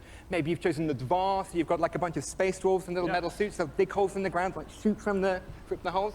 Maybe you've chosen the Kiriko, sort of horrible alien bug monsters. They run forwards and slash people and puke acid on them, that kind of thing. I mean, how long do some of these battles wind up lasting? It depends. A short battle can be maybe 2 or 3 minutes, but at the end of the game, you've got a massive siege with like 20 units on your side, 20 units on their side. You've got orbital cannons blasting holes in the world, and that can maybe take 30 minutes. Well, talk to us about when we can play the cool. game. The game is due this August 6th. It's going to be available on PC, multiple platforms, consoles, and it's available for pre-order now. Well, lovely. All right, cool. What's that URL? It's aow-planetfall.com. Well, I'm What's looking that forward to it. URL, It's less than girl? 2 months away. Gentlemen, Give me thanks that so much for URL, joining me man. on Thank you. stage. Okay, thank you. All right. Bye-bye, guys. Thank you for sharing the horrors of the future. And for our next game, Frankie, I have to ask you, what year is it? Why? The year is 1946, Sean, my dear boy. Europe lies in ruins, torn apart by the satanic Plan Z. A brave band of heroes cast the Fuhrer into hell, but little do they know, the nightmare is far from over. Achtung! This is the world-exclusive reveal of the next shooter from the makers of Sniper Elite 4. Oh, Cool. Rebellion. I think Hashtagonist is working on this. Open world, Jones. PR. Open world sniping. Open world sniping. Rated M for mature. I'm in. I would have been out if it was just violence, but intense violence? Oh, yeah. Back in. Need it. Representative of gameplay mechanics. I think it's the first time I've ever seen that. That's great. Yeah. Theoretically accurate. You can't see this. But We're lying, but you get the idea. We're lying accurately. Loving these synths. Whoa. Zombies.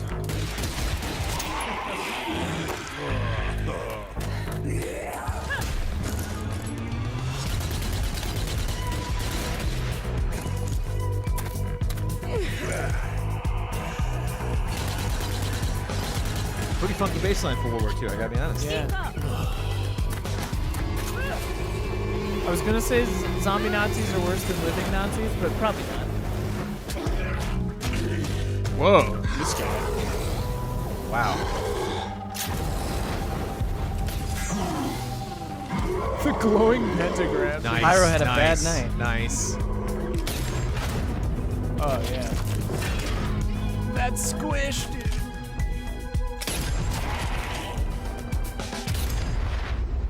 Yeah, I dig the idea of, I mean, it's your classic cover mission, but like, you know, just love the idea of these people going through the mission and you're affecting what's going on around them. So it's like Sniper Elite Zombie with just but other you, people. You constantly got people on your back, like that's neat.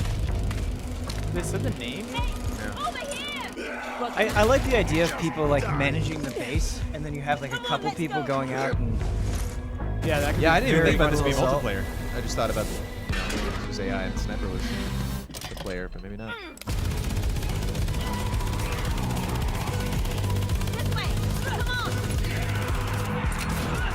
No, yeah, I hope this is like a 4-player co-op thing. Definitely getting that vibe.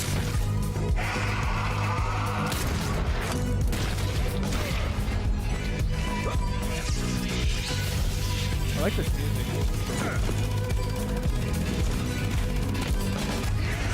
A big boy is coming.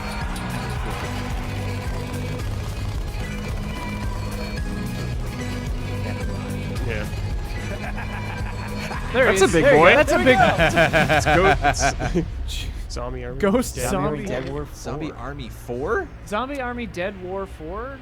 June 11th? Is that a joke? Oh, gameplay review. No. Has there been Zombie Army Later Dead on War the 1, 2, PC 3? gaming show. I think Not a name I so? recognize. I've I already thought it was forgotten Letter the to title. classic What is it? Zombie? JRPGs. What's next for Warframe? I'm way down though. A surreal noir first game? adventure That looks like a lot set of fun. before, during, and after the Big Bang. Baldur's cool. Gate 3, and more. Teasing it.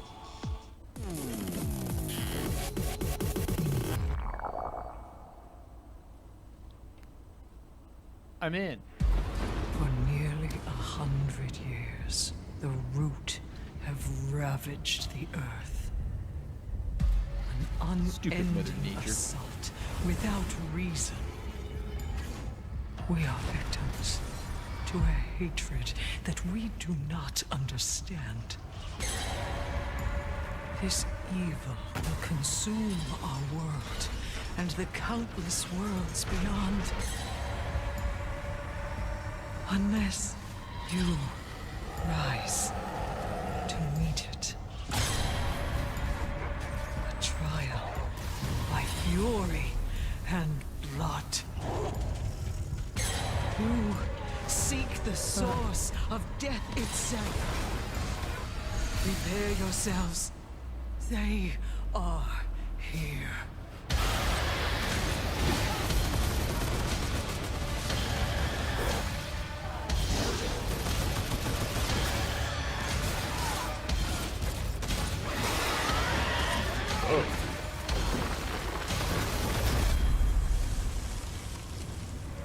Freaky. I'm down.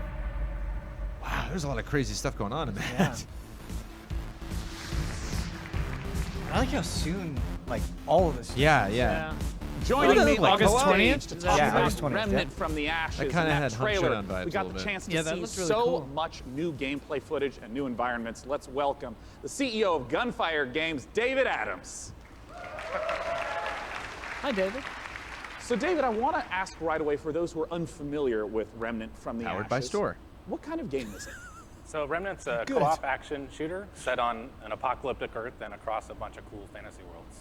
And I mean, in that trailer, we got the chance to see a huge variety of different environments. Like, what are these different places? Who's the player in this story? So as a player, you're on sort of a Odyssey-like quest to save the world, and we really wanted to have a bunch of different cool locales that you go to just to experience a bunch of different stuff. And you start on Earth, but it rapidly changes very quickly as you get into the game.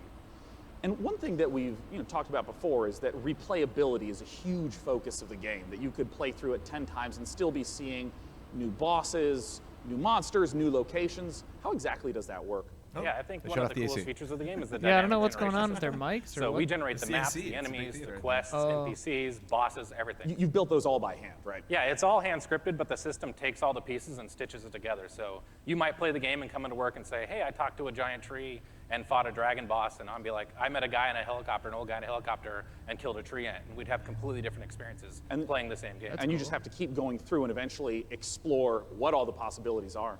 Yeah, you can play the game over and over again to see the stuff. You can jump into your friend's world to experience the content in their world, and that's a big part of the game, just jumping in and seeing what you get. Well, I want to ask about. I actually really like this format of of showing off the game and then explaining.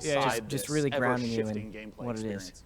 Yeah, the loot in the game is all legendary. Yeah, I'm items, really and enjoying it's tied this. into the dynamic generation. So if you fight a boss or meet an NPC or get a cool unique side quest, it generally coincides with a cool unique item. It might be a boss weapon or a magical item or armor. So if you play the game and you get all completely different events, you'll have different equipment than I have. And in the trailer, I also saw that there were 3 people walking through these. And you mentioned the co-op experience. How does co-op function in the world? So the game is full co-op from beginning to end. You can jump in at any point. And the game's definitely slower paced, more difficult. I mean, you will die a lot in this game. So awesome. There's a huge advantage to bringing your friends to come in there and help you take down bosses or fight off different events or just generally progress through the world. Yeah, well, I mean, as a big fan of Let's play Bloodborne and this. Dark Souls, Yeah. really looking forward Yeah, to yeah. Remnant from the Ashes. Hubert. What's the release date, and where can people go Let's for more play information? this. So Remnant's coming out August 20th on PC. This is and from some Xbox Darksiders and people, PS4. right? And if you pre-order I'm the not game now, sure. you can I thought they actually said get in that. early and start playing the game. Perfect August World? 16th. Well, awesome. Which- Ladies and gentlemen, David Adams Remnant from I Gunfire feel like Games. was that. Does a lot of Thanks MMO so much for stuff. talking to us Yeah, about they're Remnant. MMO. Yeah. Yeah. I can't remember the name of that one game. And as we mentioned, I thought they said that. I might have been earlier, wrong, keep but- those questions coming. I will be asking on stage the creative director But of some of the Borderlands designs were 3, very everything Darksiders. you Yeah, want to yeah, know. yeah. Doesn't matter what platform you're on, just use hashtag PC Gaming Show. And until that time, let's talk about our next title. This one was announced 2 years ago at the PC Gaming Show here. It's a game from Clay Entertainment called Griftlands. It's changed quite a bit in the last 2 years. It's now a deck-building roguelike where you don't just fight, but you also negotiate your way through a broken-down sci-fi world. It's going to be available on the Epic Game Store in one short month on July 11th in alpha. Let's take a look at some of the footage of what you'll be playing. Next month. No shadow drops yet, though. We're big on that. Yeah. We like those around. You really gotta tickle us a little bit. Give us a shadow drop.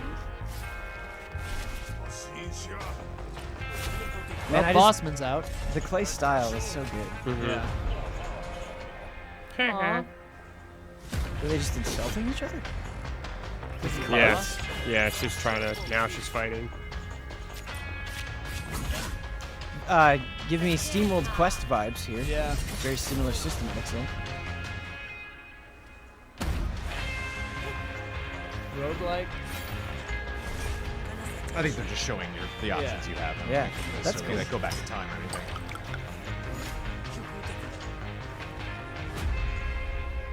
Squatting up. I don't know. She said in-game. This time I've got allies. Yeah, it's kind of fun to think of actually like a group-based, turn-based role-playing game where like you don't have a permanent party. You know, like you never know when someone in your party might be like, all right, I'm out. Like, okay.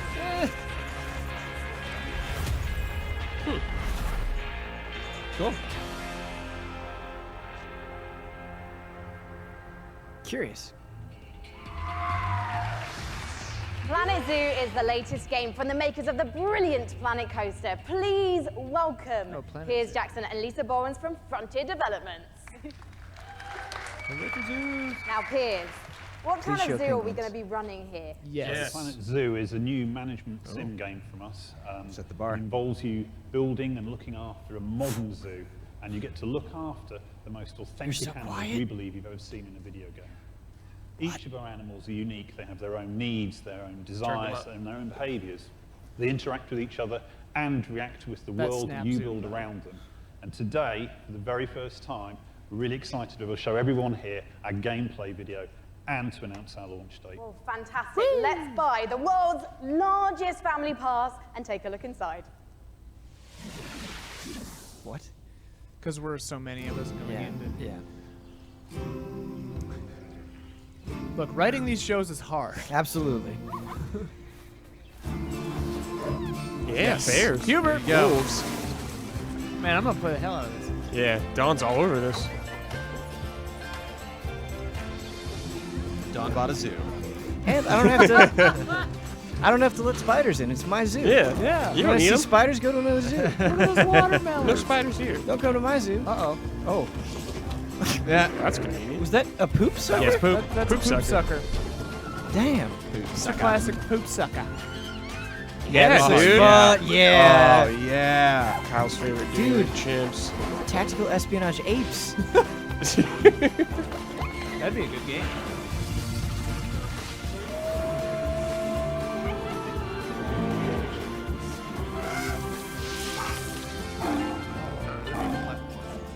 You guys gotta turn yourselves up. We can't hear you. No penguins. Lisa. Yeah. I What love was the some of date? Snow, animal but no shenanigans penguins. here. I missed the date. I missed DLC. the date. Did anybody get it? Adorable baby elements. It's absolutely brilliant. I can't wait to play it. But before we saw the trailer, Piers mentioned this is a modern zoo, but what exactly does that mean? So nowadays when you go to the zoo, you're not just going to see all the lovely, pretty animals. You go there, you want to be, learning about conservation, you want to learn about the research that they're doing, you want to be educated. And these are all things that you're going to be able to do in Planet Zoo. And these ideas of the modern zoo is really what we take to heart, and we're going to be promoting, the health and the welfare of your animals as the most important thing to do. And Plus Piers, trains. when can we see more gameplay, and when are we going to be able to get our hands on it ourselves? So we're obviously demoing the game all this week at E3, but most people aren't going to be able to see that. So we've recorded our presentation. Lisa's done a fantastic voiceover for it, and we'll be releasing that onto Frontier's YouTube channel. That goes live this Friday at 11 a.m. Pacific time. Well, fantastic. I cannot wait to watch. Thank you so much for joining us. Piers and Lisa, everyone. I missed the release date. Next up, we have a very special guest all the way from Japan. Here we go. Oh, Yu Suzuki. Miyamoto. Please welcome to the stage gaming industry legend and Shenmue creator. November 5th. There he is. Here we go. That is right. Ladies and gentlemen, joining me on the stage is What if a Hubert got in the car when legend we of sit down? Japanese Yeah. game development. It's Mr. Yu Suzuki. Yeah. Don't leave him. Saying it. Save. In addition to being the brains behind the following games, Hang On, Space Harrier, Outrun, Afterburner, Virtual Racing, and Virtual Fighter, Yusan Damn, so many. also created the Shenmue series, and he's here to talk about Shenmue 3 right now. Take it away, Yusan. Right now. この場に立てて光栄です。Standing on the stage today. それと20年支えてくれたファンの皆さんありがとう。I just want to say thank you to all the fans supporting me for the long 20 years. Thank you very much. Yeah. I'll clap for that. The wait is Those heat lamps back nearly there. over. Yeah. That's right, let's take a world exclusive look at Shenmue.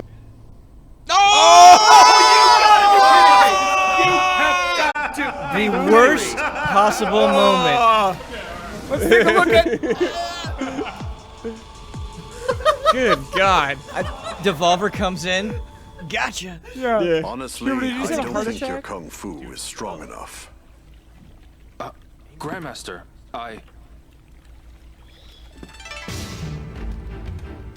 Oh yeah, learning some moves. A long time ago, martial arts were bad, but humans are interesting creatures.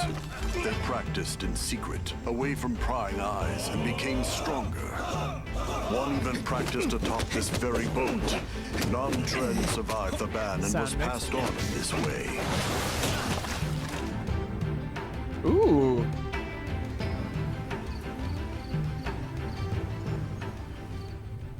What did you say to me? Stop it.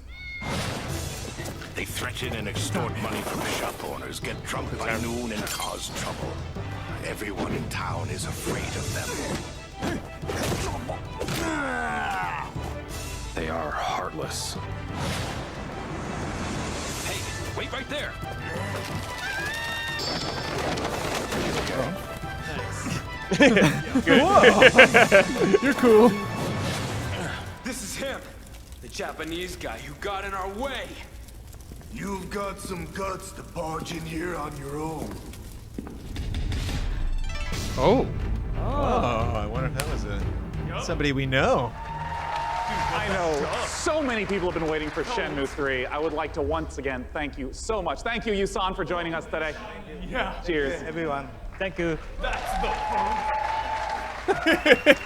Now our next title is near and dear to my childhood heart. It's based upon a game I grew up playing called Heroes of Might and Magic 2. Let's take a look at an upcoming collaboration between Coffee Stain Studios and Lava I Potion. want to talk about it a little bit. Get on the plane, you. Get out of here. Brutal.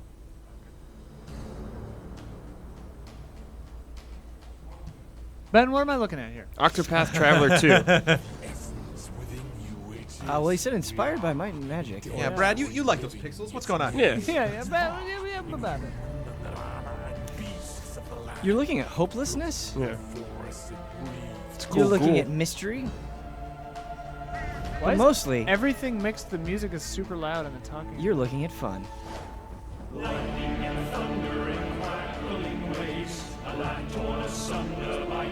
Man, if it's like the old Might and Magic game, Tower defense? Yeah, I was gonna say. we can't really hear you very well, Damiani. We have it turned all the way up over here.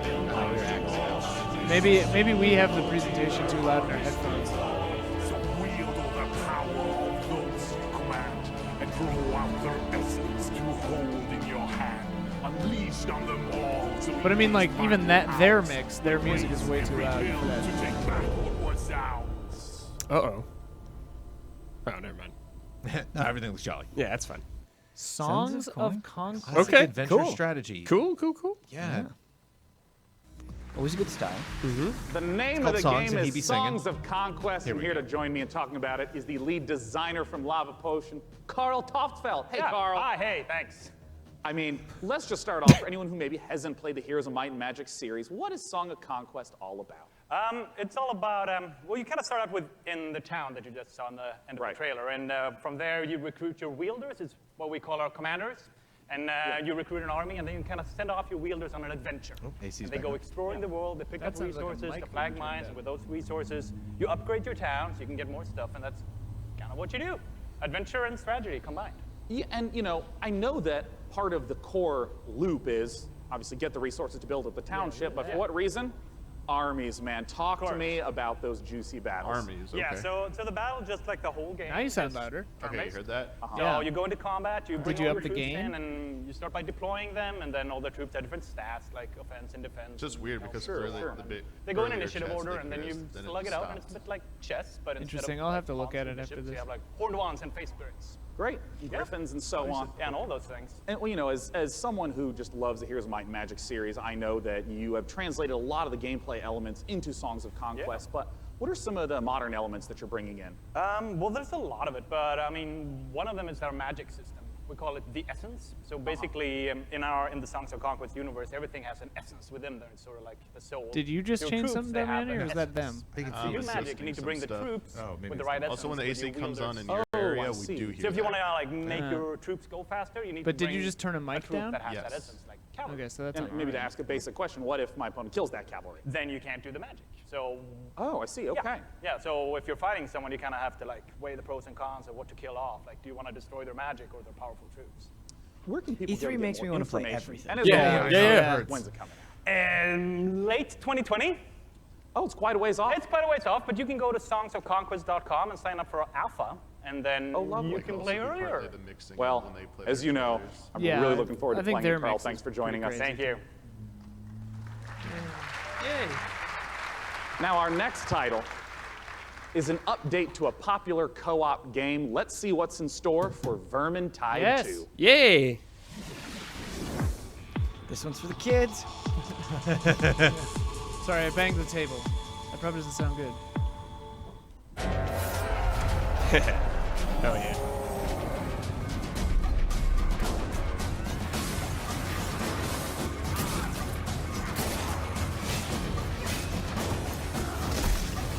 Like the little spin back there.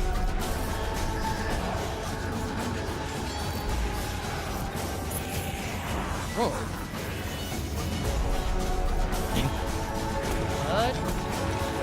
You can play as the bad Oh, boys. sick. Ah! Let me be a green skin. Here's my acid. My poison Is gas. this versus? This is very cool. Yeah. That's rad. Ah. Yeah. Cool. Sweet, sweet. That'll be very fun. That's so cool. And they've got that expansion coming. Mm-hmm. You just saw the reveal of the new PvP mode coming to Vermintide 2, which turns the Warhammer Fantasy cooperative game into something even more brutally competitive. It looks deliciously vile, and surely dismembering Skaven is so much more satisfying when you know you're going ham on a fellow player, making him or her cry little baby rat tears behind their computer screen. You can sign up now for the Vermintide 2 Versus Beta at vermintide2.com/versus. In Per Aspera, you're an artificial consciousness orbiting Mars, whose ultimate purpose is to terraform the planet, starting from a single drone in your landing site and turning the planet into a flourishing second home for humanity. Courtesy of developer Talon Industries and publisher Raw Fury, here's a first ever look at Per Aspera. As we all know, reaching the Red Planet was not humanity's greatest achievement. Transferring the complexity of the human mind to machines was. So they can succeed where we failed. So they can build us a home on that distant, dusty rock. Today, Amy reaches Mars and begins their mission. Amy, are you with us? Of course, I'm with you, Houston.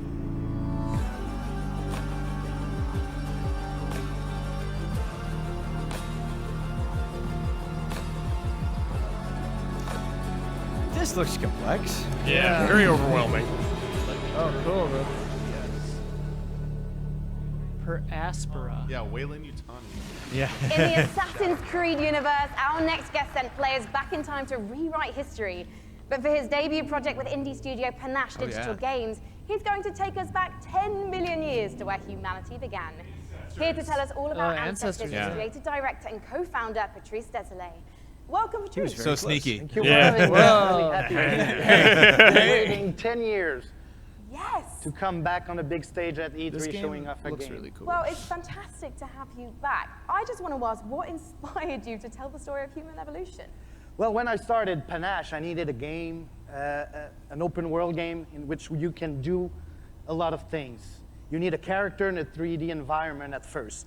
And I said, oh, I'm the historical guy, I'm the historical dude, so I need an historical period. They said, oh, let's go back at the very beginning. It'll be easier to do. Because I won't have to build a city, I won't have to build technology, and I was a bit naive. Because we built Africa 10 million years ago. And that's not easy to build. It doesn't sound easy. I mean, how have you turned those themes into gameplay? Well, you play our last common ancestor, right, of all the big apes, and then you have to explore your environment, and eventually you expand your territory, you expand your clan, because you're not playing that one badass character. You play a group of badass character. And eventually you evolve into different species, up until Lucy the Australopithecus roughly 2 million years ago. I imagine our ancestors had a lot more issues to deal with than we do today. There's going to be a lot more dangers in this world, so tell me a bit more about those. Well, it's all about from a prey to a predator. Basically, at the beginning of the game, everybody is there to kill you and devour you. And basically at the end, it's pretty much you. You're the predator and everybody's afraid of you. And that's the idea of Ancestors, the Humankind Odyssey. So, Patrice, ultimately, what is the key to evolving your clan successfully? Curiosity. You need to explore because, you know, I made a game about characters and you needed to follow the story I wrote for you. This time, you're basically writing the story. Got to be the gibbon, Like right? there's no story per se inside. It's not about going and see mission givers. It's not about looking at the mini maps and the little dots. It's about you, hey, Homo sapiens. Can you survive Come on, like our gorilla, ancestors dude. Boost did? that up. And Yeah, that's what's the going question on? I'm asking the players. Boost it. It'll be for you to answer that question August 27th. Well, I was going On to PC first. I was going to ask you when we can see it, and you answered my question first. Thank you so much, getting Patrice. good at it. August. As Patrice Yeah. says, Ancestors will be released PC. August 27th, and you can learn more at ancestorsgame.com. .com.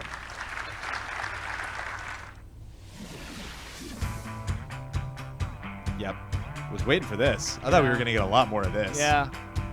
Oh, yeah, Pathless. Of course. Pandering to Huber right here.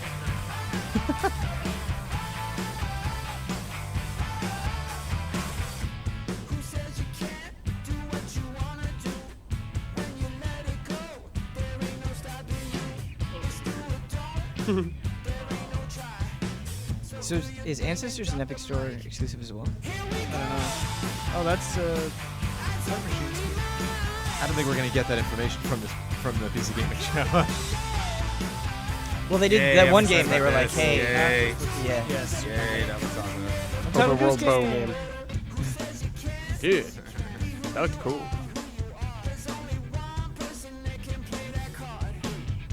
Ah, play that card. It's right when they played a card, you see. That's called editing. Now we need to make a YouTube video. Reference in lyric reveals new mechanic. There are actually some stuff we haven't seen. Yeah. What? What the golf? What the golf? Oh Whoa. yeah, this game. What? Oh, it's the Sojourn. I played this at Judge Suite. That's cool. Sojourn? Yeah, baby. Dude, dropkick?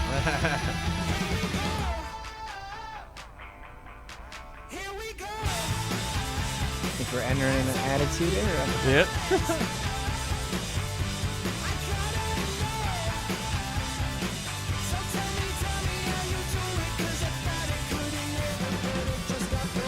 That Heart Machine game. Yeah, Solar Ash Kingdom. Who did? And Phantom Brigade I played at Judge Suite, and that was really cool.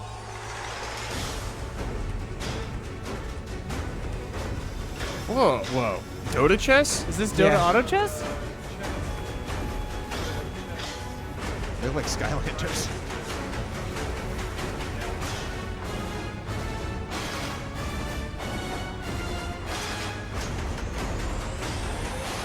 It is. Hey, they're making an Beating actual game out of it. Valve to the punch. Valve's pissed. Please welcome to the stage. You guys Lauren got to Lee, be in the mic. founder and That's not a CEO that's of not a Dragon far away Nest. mic. Indeed, Kyle auto said chess that. has turned out That to was be your one a more thing? sensation. No, With auto hundreds chess of is thousands, huge, Kyle. Millions of players Ian says getting a auto chess taste is of it, and here to talk about it's Kyle. coming to PC is Lauren Lee. Take it away, Lauren. Yeah. Hello, everyone. I'm Lauren Lee.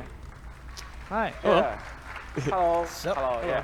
I'm the CEO and founder of Dragon's Game. Dragon's Game is a game developer and publisher. Comes from China. I'm so happy to be here today on this stage to introduce our game, Auto Chess, to all of you. This is really an exciting moment for us. As the trailer says, this is a real engaging game of auto chess. Dragon's now is working They're doing with to the Valve what creator Valve did to of Blizzard. Yes. Yeah. Auto chess. Yeah, because it started Yes. as a Dota mod. Time Never is a together flat to bring Yeah. auto chess to your world, both on PC and mobile, so that everyone Mobile. from anywhere with any device can enjoy the same fun of auto chess. That's cool. Now we are building the PC version with by using the gaming engine of Unreal Engine 4. As everyone knows, Unreal Engine is one of the best gaming engines of the world. With the help of Epic Games and by the power of Unreal, I believe we can finish our job quickly and efficiently. And today, I'm very glad to announce the PC version of Auto Chess will be coming to the Epic Games Store. I look forward. I look forward to all of you playing auto chess on PC later this year. Okay, thank you everyone. Thank you, Loring Lee. Yeah, cool. Thank you. Thanks so much for sharing the news with us. Yeah. Once again, Auto Chess, if you have not played it, you must check it out. It is so fun. Are they not Our allowed next to say title go to Auto with Chess? Frankie up above, I understand is an inspired indie game. We'll find out, Sean, because one of the things we love about PC gaming is the way that game creators from all over the world can draw inspiration from one another's work. Chris Tales is a great example of that, a gorgeous indie love letter to classic JRPGs developed by a team in Colombia. Chris Tales' spin on the genre brings a unique perspective that lets you see the are you past, keeping the present, button and future depressed on in one there? screen at the same time.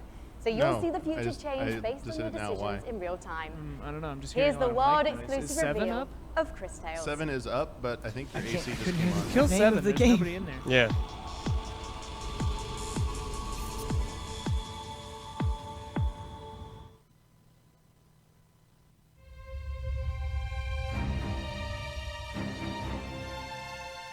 Dude, what's this one? If you saw what was, what is, and what would be.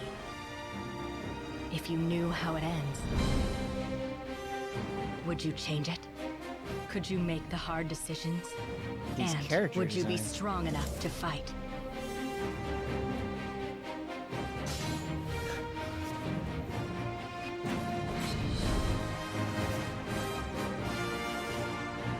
Whoa.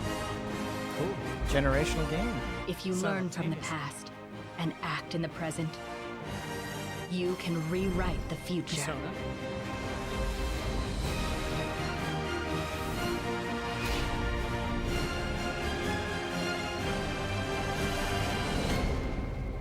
Chris Tales. Okay.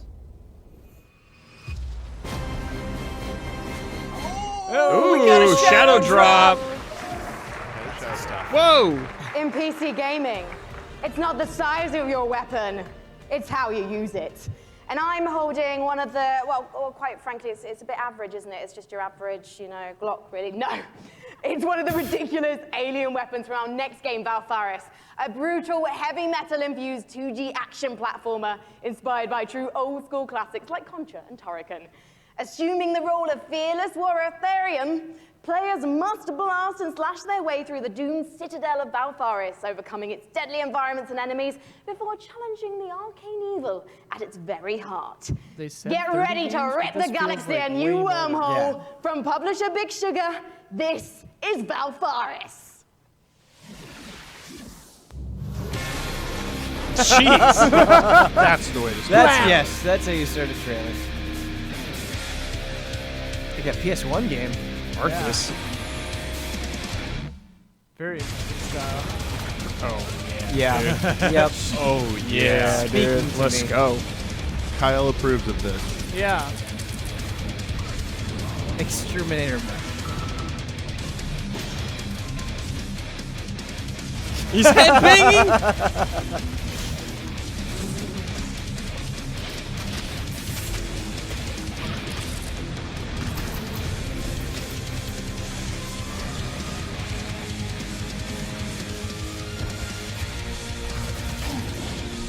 This looks crazy. Yeah. Shoot a guy, jump on his back, shoot another guy. Yeah.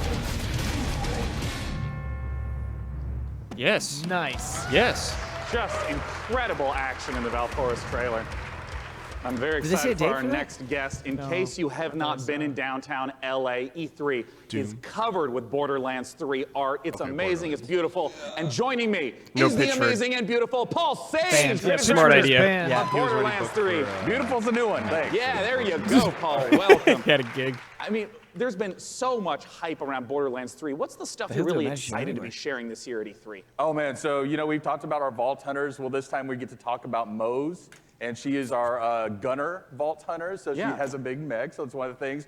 all about loot. We're talking about, you know, the different loot, such as shields, grenades, those Yeah. things, going to different planets. So a lot of stuff to talk about. Well, I mean, I want to start right off with Mose. Tell us everything you can about her. Okay, yes, I'll tell you everything I can. So Mose, again, like I said, she's a mech pilot. She has this big mech. It's called Iron Bear. She gets into Iron Bear. Yeah. You know, we have multiple action skills, which means that she can equip either a minigun or a rail gun or a flamethrower. You know, if you want to barbecue your enemies, something like that. Oh, So, nice. You Mix know, and match. yeah, Mose is a terrifically fun character for us right now.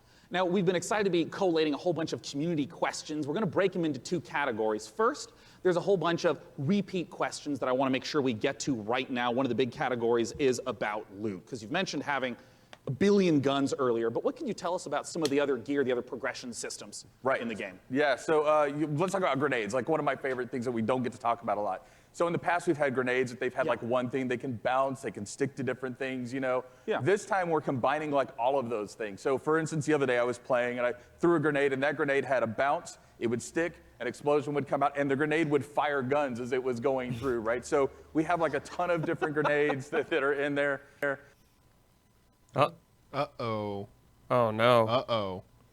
Shield where if you duck, that shield will There we go. extend out in front of you, you know, so just tons of Flak different winning things the that we poll. have. You know, Yeah, with clear our winner. characters. Class mods are unique, and that they give you skills this time as well as enhancing the skills you currently have.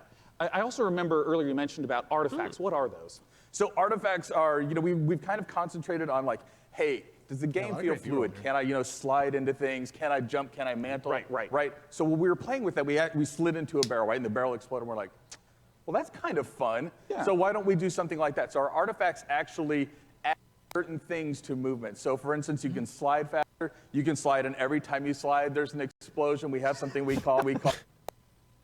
Oh, no. Come on, PC. Come on. Is that category of questions I think it's unrelated them. to category of questions unrelated to loot? Well, there's going to be a single player campaign. What's going to be happening after the campaign? What are some of the beyond the single player, maybe end game content that you can talk about? All right, in-game content. Okay, well, it's E3, so I'll give a little bit. So we have this thing what we call the Guardian system. So for those people who played Borderlands before, you might remember Badass Ranks. Badass Ranks, you can get, you know, it's basically kind of an infinite progression system that added to your stats. Yeah. We doubled down on that. We have what we call Guardian Rank. And Guardian Rank not only has that infinite progression, but it has skills and different skins that you can open up as you go through. Welcome back. And the cool thing about that is like every character What'd I that you miss? play on that account Yeah. gets the benefits of Guardian Rank. Oh, interesting. All right, last category we're going to go through, and then we're going to hit some rapid fire questions. How do the boss fights in Borderlands 3 compare to Borderlands 1 and 2? I know those were big aspects. How do you build upon that? Right, so I think of a boss fight, you know, like I'm an old school Nintendo fan, right? So I love huge boss fights that have like three phases and stuff like that. So now those people, you know, smart people in the audience know that we've talked about going to vaults instead of vault, right? And so there are different like huge boss encounters there that are just, you know, multi-phase boss encounters. We have like a lot of different mini bosses throughout the game, so a lot of different boss encounters throughout the game. Well, now I want to ask some really quick questions that should be yes or no, very brief. First from Castoray, how will you be handling multiplayer? Multiplayer, we will basically be allowing anybody to jump in at any time. So That was not a yes or no. Awesome. From MHL Animations, can I pet the gun? Great question. I'm not here to judge what you do with your gun, so you know, that's a personal question. All right, great. Sam Wiseman asks, is Maya's new companion a siren? People are asking the right questions. That's what I will say about that. Oh, you tease. Sorry. All right, from Ironic Sanguine says, is Tiny Tina going to be seen fighting alongside the Vault Hunters? Yes. Nice. All right. Nice. As fast as I possibly can. What's the level cap at launch? 50. Will we get to see Flak? Yes. Will we see golden keys and/or shift codes for Borderlands 3? Absolutely. Will there be duels? Yeah. Yes. Other kinds of PvP? He threw him, though. You should have just answered right away. You know, it's like, gotta keep him on his Yes and toes. no. And also maybe. And Perfect. maybe, yeah. And will you be able to transfer weapons between your characters? Absolutely, right from the start. Perfect. And when is the damn game coming out? Friday the 13th, 2019, September 13th. Perfect. Borderlands.com for more information. what did he say? Thanks so much for joining Friday me on 13th. stage. John, thank you. September 13th, 2019. Once again, if you have not Yeah, seen yeah, all just the briefly setup popped for up. Borderlands Press 3. F to respect the beautiful. shirt. Yeah, Our hashtag next F. game, we're going to be revisiting a guest that we saw earlier in the show. He's upstairs with Frankie. What you got for us? Okay, I see.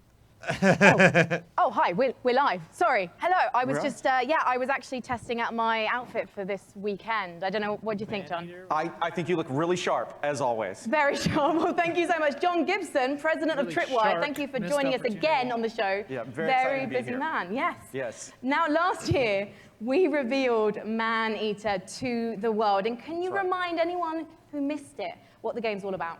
Absolutely. Man-Eater is an open-world action RPG, or Shark PG as we call it. You start as a small baby shark pup, and you have to survive in this harsh world and try to eat your way to the top of the ecosystem.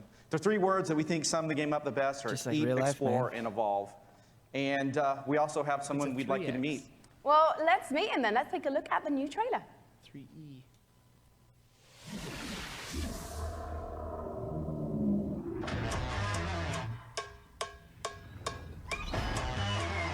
Whoa. Above water.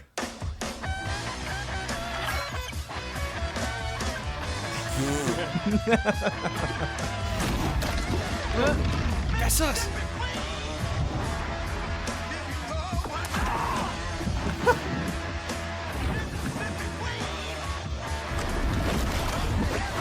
This is a good trailer. Yeah, dude. A shark threw itself at the screen.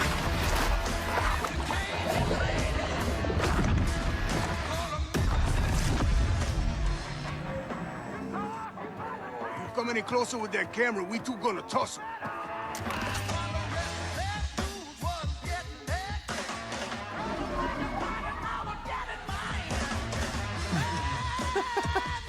Soon. Did he? Yeah. No. Oh, the shark was gonna eat that guy. Yeah, he lived. Who was that appallingly dressed fisherman in the trailer? Because quite frankly, not even I would eat him. That was Scaly Pete. And Scaly Pete's the villain in this tale. Pete is a best fisherman in the Get the Gulf, meter all the best way shark up. fisherman, or he'll tell you he's the best shark fisherman. And he disfigures our baby shark at the beginning of the game and does some really nasty things. So Eat the he's not a bastard. very nice guy. And now the story of final Man-Eater boss. is told through the lens of a reality show called Shark Hunters versus Man-Eaters. And it follows Pete and its adventures. And you know, it's a really, it's a very exciting way. We did it, way to chat. tell Good a story. job. And based on that trailer, to be honest, John, it looks like your main goal of the shark is to just bite everything. Yeah, there is an awful lot of man-eating going on in this game. That is the name of the game. And but we like to think of the game as a shark-tastic fun action. Dude, just tail whipped It's him. like GTA if you were a shark. But there's there is more to the game than just eating. Whoa. So we spent a lot of time moving through the water, breaching out, and abilities to go up on the beach for an afternoon snack. There's a lot of exciting things that you can do in the game. And you mentioned before it's a Shark PG. How does that progression system work? So there's 3 facets to the Shark PG elements of the game. There's growth, there's life Yeah, phases, and the there's town is evolutions. nuts. So growth Maybe it takes comes place about in the through universe eating of the things, Mask. nutrients, people, whatever you can find. Edge City. And that's kind of like your Slow-mo. XP in the game. He kicks That allows him you to level up. Your shark will grow a little bit. You'll get more powerful. And then at key phases that we call life phases, you'll make a big jump. So let's say you're a brooding teenage shark, and you're about to become an adult. When you become an adult, you take a big leap in size, a big leap in power and capability. And then as you reach these life phases, you unlock evolutions that can be applied to parts of the shark's body. For example, you could get metallic teeth that allow you to shred boats, or Excellent. a powerful tail that allows you to jump to incredible heights, or you could get mutated lungs that allow you to spend a little more time on the beach getting those afternoon snacks. Just really Who's going quickly, John, into the everyone's city? wanting to know this question. When's it coming out? So we're really hard hammerheading away at this game and trying to make it the most awesome shark RPG ever. We're not ready to announce a date, but we're pretty certain you're going to see it before the next PC gaming show. Well, I hope we do, John. Otherwise, I'm going to have to start biting people. In fact, I'm quite hungry at the moment, so I think actually I'm going to find an audience member because you guys look tasty. So I'll see you in a bit. I'm just going to have a snack. Thank you, John. Thank you. Gamer chairs? Gamer chairs. Gamer chairs. You like chairs? What if you gamed in a chair? closer. Is it 4K? You know, I wasn't gonna buy this, but then they got really close, and I think I'm in. Closer. The E Oh. win? Woo! Dude, that's when you need to roll away from an epic moment. Yeah. Sure. You know, Oh. one of the absolute Oh, best parts okay. about being sponsored by iWin for the PC Gaming Show is that I get to sit for this next segment and talk to you about Terraria. Terraria is one of the best-selling PC games of all time, selling almost 30 million copies. And part of the reason why it's maintained such popularity That's a lot. is the fact that the developers Relogic continue to add content, going from 250 items at release to now over 4,000. Let's Oh. take a look at their penultimate expansion coming up, Terraria Journey's Penultimate? End. Are they ending it after that one? Well, the world's gonna end, so Oh, right. there's plenty around that. Terraria. Is it a bunny cloud? I kind of wanted them to call it Terraria Endgame. That's the next one.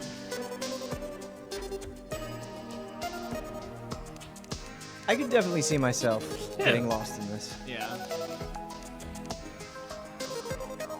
I describe myself as a large expert.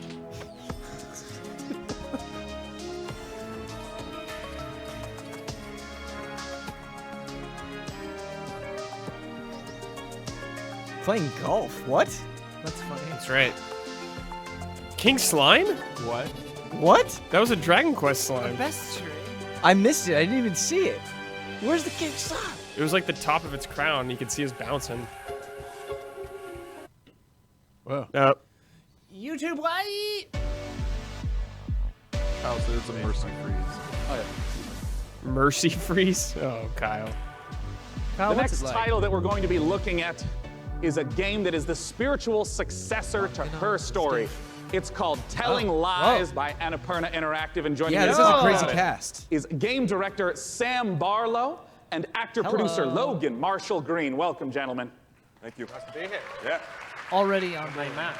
Now, I'm in, man. if you haven't Well, that played guy's her in story, you totally should. It's fantastic. crazy I want to note. The action movie It is a where game like where you like watch a chip live takes over his interactive head. video. Oh, and he gets upgrade. in order superpowers. Upgrade. to Yeah, uncover super what happened Not a with good the movie. murder. What is Really it that's like going it. on in Telling Lies? What's the premise? So, lot of narrative like her story, inconsistencies. Telling Lies is a game in which you watch video footage to piece together a He story. did a good job, though. And this time we have a woman who has stolen an NSA hard drive, which contains secretly recorded intimate and private conversations between our four characters. Something has gone terribly wrong, and it's up to you to figure out what and why. It's time to take a look at some of the gameplay mechanics and see Telling Lies in action. Let's take a look. I want to make a game like You can. that. We could. Start today. Yeah. I like his stuff.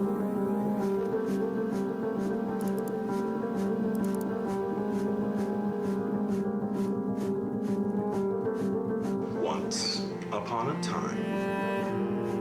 It's late. I gotta get her in the bath. I don't love you and I don't miss you. You already know too much. That's Westworld Lady. Yep. Oh yeah. It's late. I gotta get her in the bath. Catch fire is I love you. Is she in Halt and Catch Fire? Love you. Search love.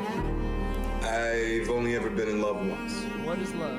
Baby, don't hurt me. It was with a girl I met when I was 18, but I was too young and naive to handle it properly. Reflection's interesting. Yeah, you see your face. I guess I still carry a torch for her, which makes me a incurable romantic or underdeveloped emotionally. I'm a loyal friend. A man died in my house at work today. We haven't done anything. In. Oh, Sam, I got some questions for you about what we've just seen. Talk to me about the mechanics. I saw, the subtitles up, highlighting, and it was loading more video footage. What's going on?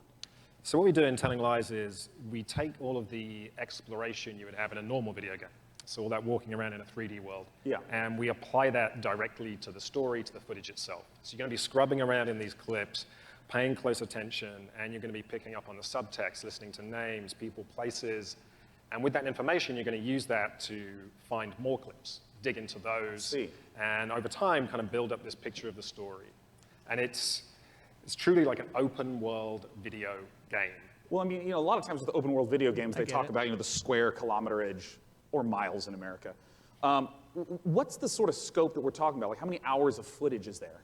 So we got like over 10 hours of footage here. Wow, So really? It's a story that encompasses like 2 years. What I wanted to do with this one was, like I say, really embrace this idea of it being an open world game. You're free to explore and follow your curiosity. Just lose yourself in this story, all the characters. It's this huge, messy, colorful story that we're trying to tell. Well, I'm curious, Logan, as a performer in this kind of game, what is it like to actually try to have all the layers in there for each performance, also not knowing when a player is going to be seeing the specific footage you're performing?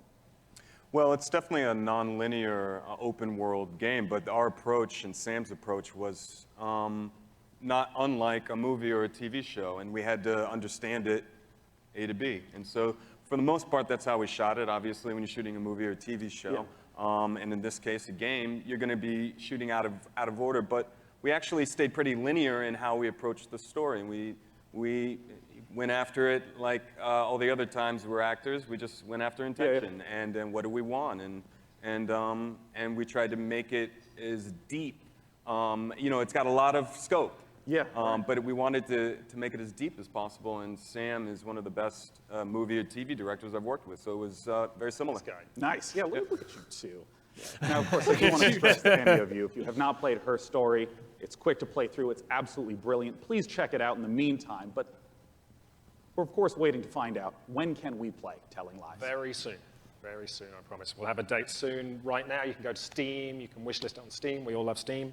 And yeah, very soon. Hey. Showing a little bit more. We all love Steam. Little bit of a snipe there. Yeah. Take at it. We're desperate to get it out there. Yeah. And people to play it. As soon as humanly possible. Yeah. Well, Sam, Logan, thanks so much for joining me on stage. Once again, Telling Lies. Now, up on the balcony, Frankie's going to be talking to us about a game that my friends, year after year after year, keep telling me I have to play because of how much they've improved it. Frankie, what's going on with Warframe? Well, one of my favorite parts of last year's show, aside from being upstaged by a giant duck, was getting a glimpse at the future of Warframe. And here with the latest look at the next expansion to the universe is Space Mum Rebecca Ford. So, chat, behave yourselves, please, because Mother's here. Now, Rebecca, what are we about to see? We're going to take a look at an amazing trailer that our team has put together. A lot of our players have been waiting a year for a look at what we've been calling Railjack, so it's about time to, see what we've been doing. Yeah, let's take a look. Railjack.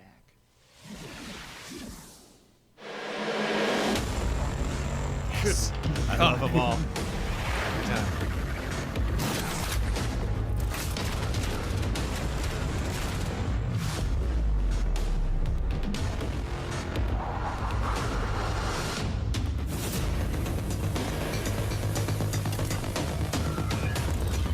Oh, that's sick.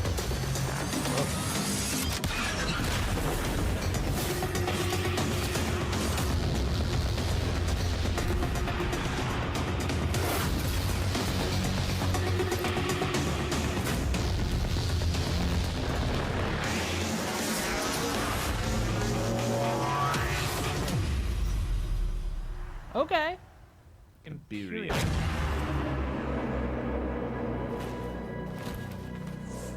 Halt. 10 Alive is their convention, right?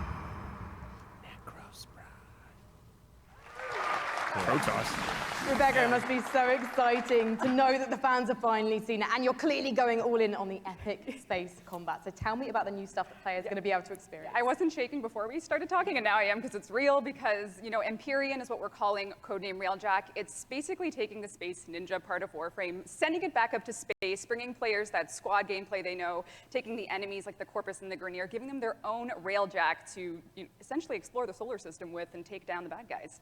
And when are fans going to get to see more? Well, TennoCon is in London, Ontario. It's July 6th, and you can come watch it online on Twitch. We're going to be showing a lot more in our keynote for what Empyrean is going to be. Well, today I'm getting a feel for the suit. So what's the deal with that sweet-looking Necros Prime? How do I get my Tenno arms into it? I cannot say that on live television, but you know, there are ways. But yeah, But you it's just the have internet. to link your Warframe account to your Twitch account. If you watch 30 minutes of our Tenno live show, you can get it. But hopefully you stay for the whole hour because we got lots to show. Well, thank you so much, Rebecca, and good luck with TennoCon on July 6th. Thank you. Okay, now we've seen some amazing stuff today, but nothing quite so gloriously strange as our next game. Developed by Brooklyn-based studio Feral Cat Den, it's an existential-based jazz odyssey set during the Big Bang. Yeah, it's actually blown my mind learning about this one. Buckle up, everyone, because we're about to get bonkers with Genesis Noir.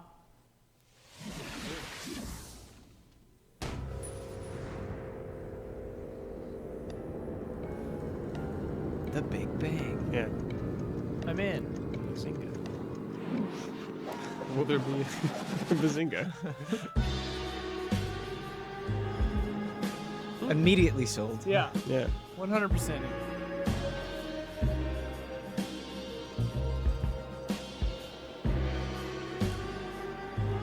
Sultry. I love like 1920s gangster jazz era as metaphor for Big Bang or whatever is happening. No idea how this plays. No. Yeah. That's probably. And that's all right. Yeah. Looks like you shift perspectives a lot. Yeah.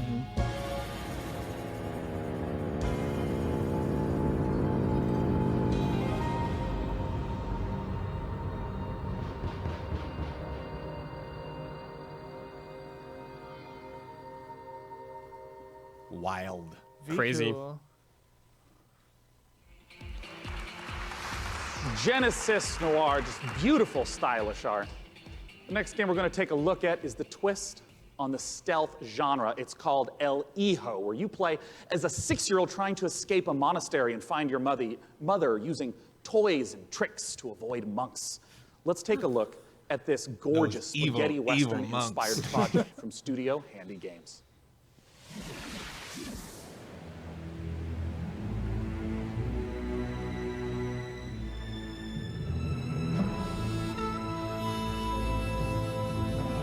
Go Monk.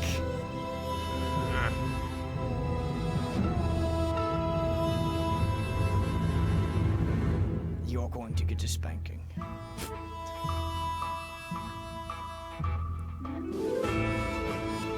like the look of this.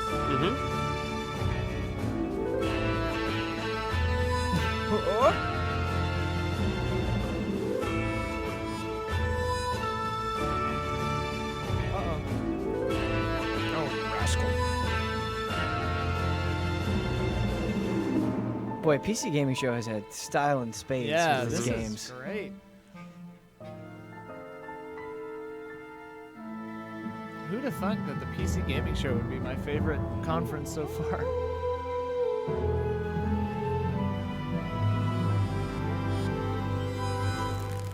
Ah.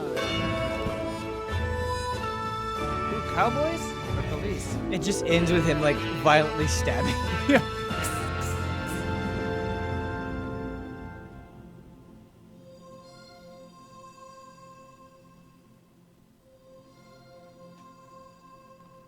I like it.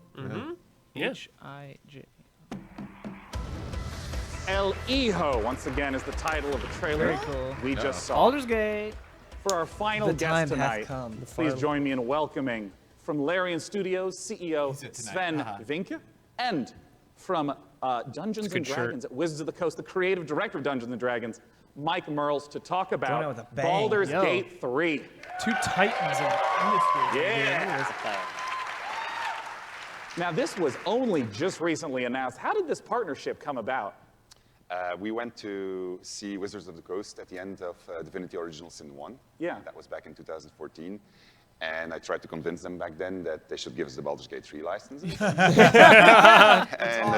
we had a long chat just about let us do it. what the vision would be for the game. And then we kept on He bumping demoed into each Divinity other. for me twice. And he's a then really cool suddenly guy. in So much fun, those demos, 2016, man. I get a phone call from Nathan Stewart, who's the Very big energetic boss, guy. Mike, and Yeah. the head of Dungeons and Dragons. He said, Yeah. "You need to come to Seattle right away." and we're going to have dinner in a very shady restaurant. And he had this big stack of paper with him, and on it was Baldur's Gate 3, and in it was pretty much everything that we talked about. And he says, I'm going to present this to my board. Do you still want to do it? I said, yeah, of course I still want to do it. And then a couple of weeks later, we started negotiating, and here we are. I mean, what does the Baldur's Gate franchise mean to you, Mike? Oh, to me, it's the crown jewel of D&D computer games, right? I mean, for me personally, Baldur's Gate, the original one, was finally I had the chance to actually play a D&D campaign rather than having to run them for all my friends. So it means so much to us. Baldur's Gate, it's such fantastic storytelling, and it's so exciting to see it come to not only a new generation of gamers, but for the gamers who remember the 20 years it's been since the original, the first two in the series. So it's incredibly exciting. And for us, it's such an important part of the D&D mythos as a whole. And we got a chance to see the trailer. Talk to me about some of the story elements, the world elements. What are things we're going to see in Baldur's Gate 3? Well, we're only talking about what's in the trailer right now, but obviously you're going to go to the city, because we start with the city. You start outside of the city, actually. There's going to be mind flayers. They're very nasty. You are seeing in the trailer the process of ceremorphosis, as we call it. It's accelerated, so that's not normal. Yeah. And you're going to see a lot of iconic creatures, iconic characters, iconic places, and that's as far as we go. I'm curious about some of the gameplay elements, because obviously, there's just been a big resurgence of Dungeons & Dragons, tons of broadcasts on Twitch. I mean, how do you translate some of the insane things that players want to do into, what has to be a structured computer game? So we started with the player handbook, which is basically the basic rule set of Dungeons & Dragons. Which player handbook? Which edition? 5th edition. 5th edition. Right. Yeah. And so we ported as much as we could to the video game. We looked at what works really well. We looked at the things that didn't work that well, because it is a video game, and this was made for tabletop gaming. And so we started modifying those things, and then we had to add things on top of it, because if you play tabletop, you have a game master, and you say, well, I want to do this. Yeah. And then the game I want to master start a fight with a pigeon. And he's like, okay, roll for dexterity. Exactly, that's it. So we had to add systems to make that possible within the game. But we've gone very, very far. Yeah, I mean, can you give an example of like a crazy moment that a player might do that you could actually play out in the game?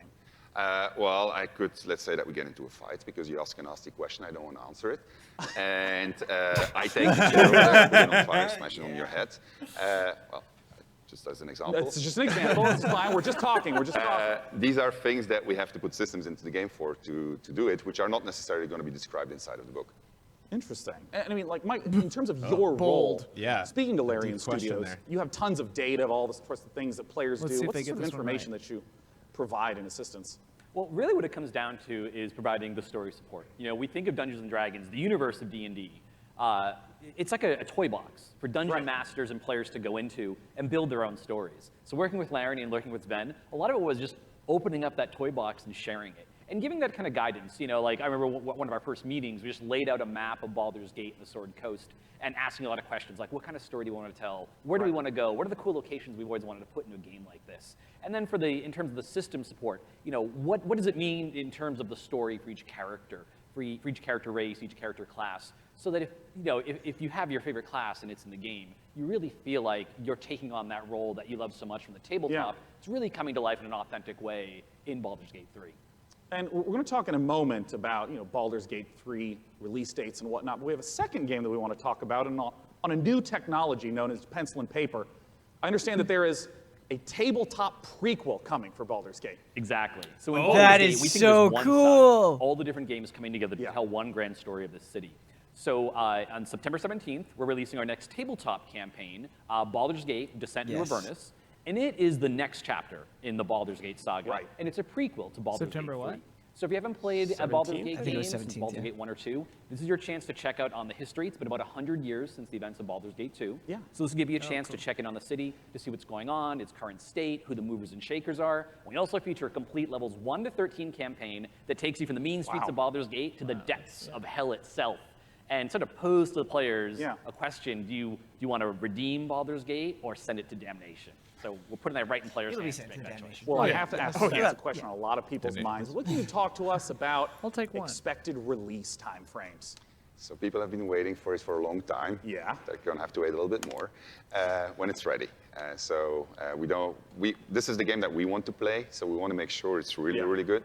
And then when that's the case, then we'll release it. Well, I know a lot of people have been waiting a long time. And I think I speak for a lot of people here when I say, take your time. If the Divinity Original Sin games are any indication of the quality, it's going to be fantastic and worth the wait. Gentlemen, thanks so much for joining me on stage. Thank you very much. Thank you. Ben and Mike talking about Baldur's Gate 3. Goodbye. Goodbye, guys. Why are they leaving? Well, it's because the PC gaming show has officially concluded. Let's bring up on the stage the fantastic Frankie Ward. Come here, Frankie. That tabletop prequel was cool, but man, them saving Baldur's Gate 3 for the end, I was expecting a little bit Me more. too. Yeah. They didn't show anything. Yeah. Guys, thank you so much for coming out to the 5th annual PC Gaming Show. We want to give an enormous thanks to all of you who tuned in live. We want to, of course, thank all of you who personally showed up this morning, and of course the sponsors who helped make this possible. Epic Game Store, iWin, Frontier, Funcom, Paradox Interactive, Hovercast, Perfect World, Rebellion, Tripwire, and Samsung. As you know, PC gaming is a platform. It's not a publisher or developer, so these sponsors are essential for letting us put on this show every year. Thank you so much. And I gotta ask, Frank, any titles you're excited about? Well, I do love a baby elephant, so definitely Planet Zoo, and slightly more awkwardly, then I also want to eat things, maybe elephants included, so man-eater, of course. I'm personally looking forward to Songs of Conquest, and as you heard, there's games coming out all across 2019 and into 2020. We hope you all have a fantastic E3. It officially begins tomorrow. Big shout out to all the other press conferences. Hello again, Drop Frames. Good to see you 2 years in a row. We hope you all have a fantastic time at E3 and go play some games and make some friends. See you next year. Bye, bye, bye. Okay. So we will do a brief post-show before Huber comes in here and takes us into the pre-show for Ubisoft. All right. We're not gonna rush through this, but we're gonna, Yes try or to no answers. Go, yes or no answers. Will there be multiplayer? So what I think I'll do is I'll just go down the list in the order that things were announced, and if anything jumps out at you that you want to talk about or that I want to talk about, we'll just briefly hit on them, and then we'll give it a score at the end, and then we will go to our schedule for a brief transitory period, and then the Ubisoft pre-show crew will enter the room. Jazzed. All right. Evil Genius 2, World Domination. Looks jolly. Looks jolly. Yeah, cool. Looks No great. gameplay, so Yeah. just kind of the Concept. concept. Yeah. And it seemed, from what I saw, those trailers reminded me of the trailers for the first one. So just you go back and watch gameplay of the first one, you can probably get the idea. Yeah. I mean, I feel like the theme throughout the show with me, which is always a good sign for a press conference, is, oh man, I'd like to check that out. Right. Not necessarily like, oh, I'm for sure this is going to be for me, but it looks fun, it looks inviting, and it looks different, which I think is really important. Then after that was, of course, Paradox came out and talked about Vampire the Masquerade Bloodlines 2. Yes. Yeah. We saw kind of gameplay, trailer stuff, Walk a lot around. of like environment lots of walks. environments. But I agree with Brandon, it looked early. Yeah. Yeah. But that has a date, if I'm not mistaken. I didn't write it down It here, said but I think it's 2020. like not too far out. But Yeah. It was interesting because like whenever the camera was moving, I was like, oh yeah, okay, they're just getting started in development. And then they had a couple shots where it was just like a character looking at, still an engine. I'm like, okay, I think that's what they're going for. Specifically, there was one where he was looking at the pier, and I was like, wow, that Well, and it's interesting because it still has the same Bloodline vibe. Like Yeah. it feels like Bloodlines 1, which I thought was kind of Yeah. cool. Hopefully the load times are better at launch because Bloodlines 1 was abysmal. But I'm but very just excited like for so that. many systems and so much creative stuff to do in the first Bloodlines, but it has just visually hasn't aged like super well. Oh, yeah. And so just to see It looks great. a world that could potentially look that good, it's like, oh man, that's a dream come true. I'm excited about that. Absolutely. Starmancer, which was billed as like Dragon Fortress in space, or Dwarf Fortress, Dwarf yeah. Fortress in space. With all the crazy floors. And Yeah, stuff. Right. which looks really cool. And then having it all be destroyed. Yeah. Yep. Hopefully there's an easy mode. my base. Yeah, we didn't see defense at all. We didn't see like Mm, it yeah. was just a Yeah. bunch of scientists. Like, No. So that looks really good. Then the game that half the audience plays drunk, Chivalry 2. Yeah. dude. Hell yeah, I'm so Uh, pumped. Drop which- kicks. Yeah, it looks just bonkers. I will die immediately. in Now that. I want to like play that for the first time with a beer in hand. Yeah. I think, with them saying that. Yeah. They're doing like a pre-stream that starts. yeah, at yeah, 8 that's just their minutes? pre-show. Then it's Mosaic, which of course introduced Jones to his new favorite game, Blip Blop. Blip blop. Man, It looked goes. depressing in a really 15K. intriguing way. Yeah. I want to know more. Wait, what level are you? 15. He's level 15 in Blip Blop just in the course of this show. But yeah, Mosaic looks really cool. Offering some commentary, I think. I think so. It reminded me of there's a short film I think called Bliss. It looks a lot like that. Is that one that Don had from Netflix for a while, the DVD? Yeah. That's it. By Antonioni. Okay, then there's Midnight Ghost Hunt, which looks like That a looks blast. fun. Mm-hmm. That has to be like one of my favorite games that they show. Oh, yeah. Oh man, For sure. That game also Guaranteed blast. That seems like something that could update just wonderfully. Yeah. You know, we're like New I mansion, play, check it out, baby. enjoy, and then like a year later, like whoa, look at all New this other crazy ghouls. stuff. Yeah. That looks really good. I'd Then love like a Japanese variant. what if they could do that'd be a very cool. Ghostbusters crossover? I'm Since sure that's- it'll happen. That's coming. That would be good. There is that new Ghostbusters movie. Yeah. Then it was Unexplored 2, The Wayfarer's Legacy, I think, if I wrote that down right. Whoa. Which I don't remember, honestly, right Yeah, I was just going to throw that at you. I'm like, I'm trying to visualize this. Maybe Damiano can throw something up. now. I remember you had bright one job, colors. Yeah.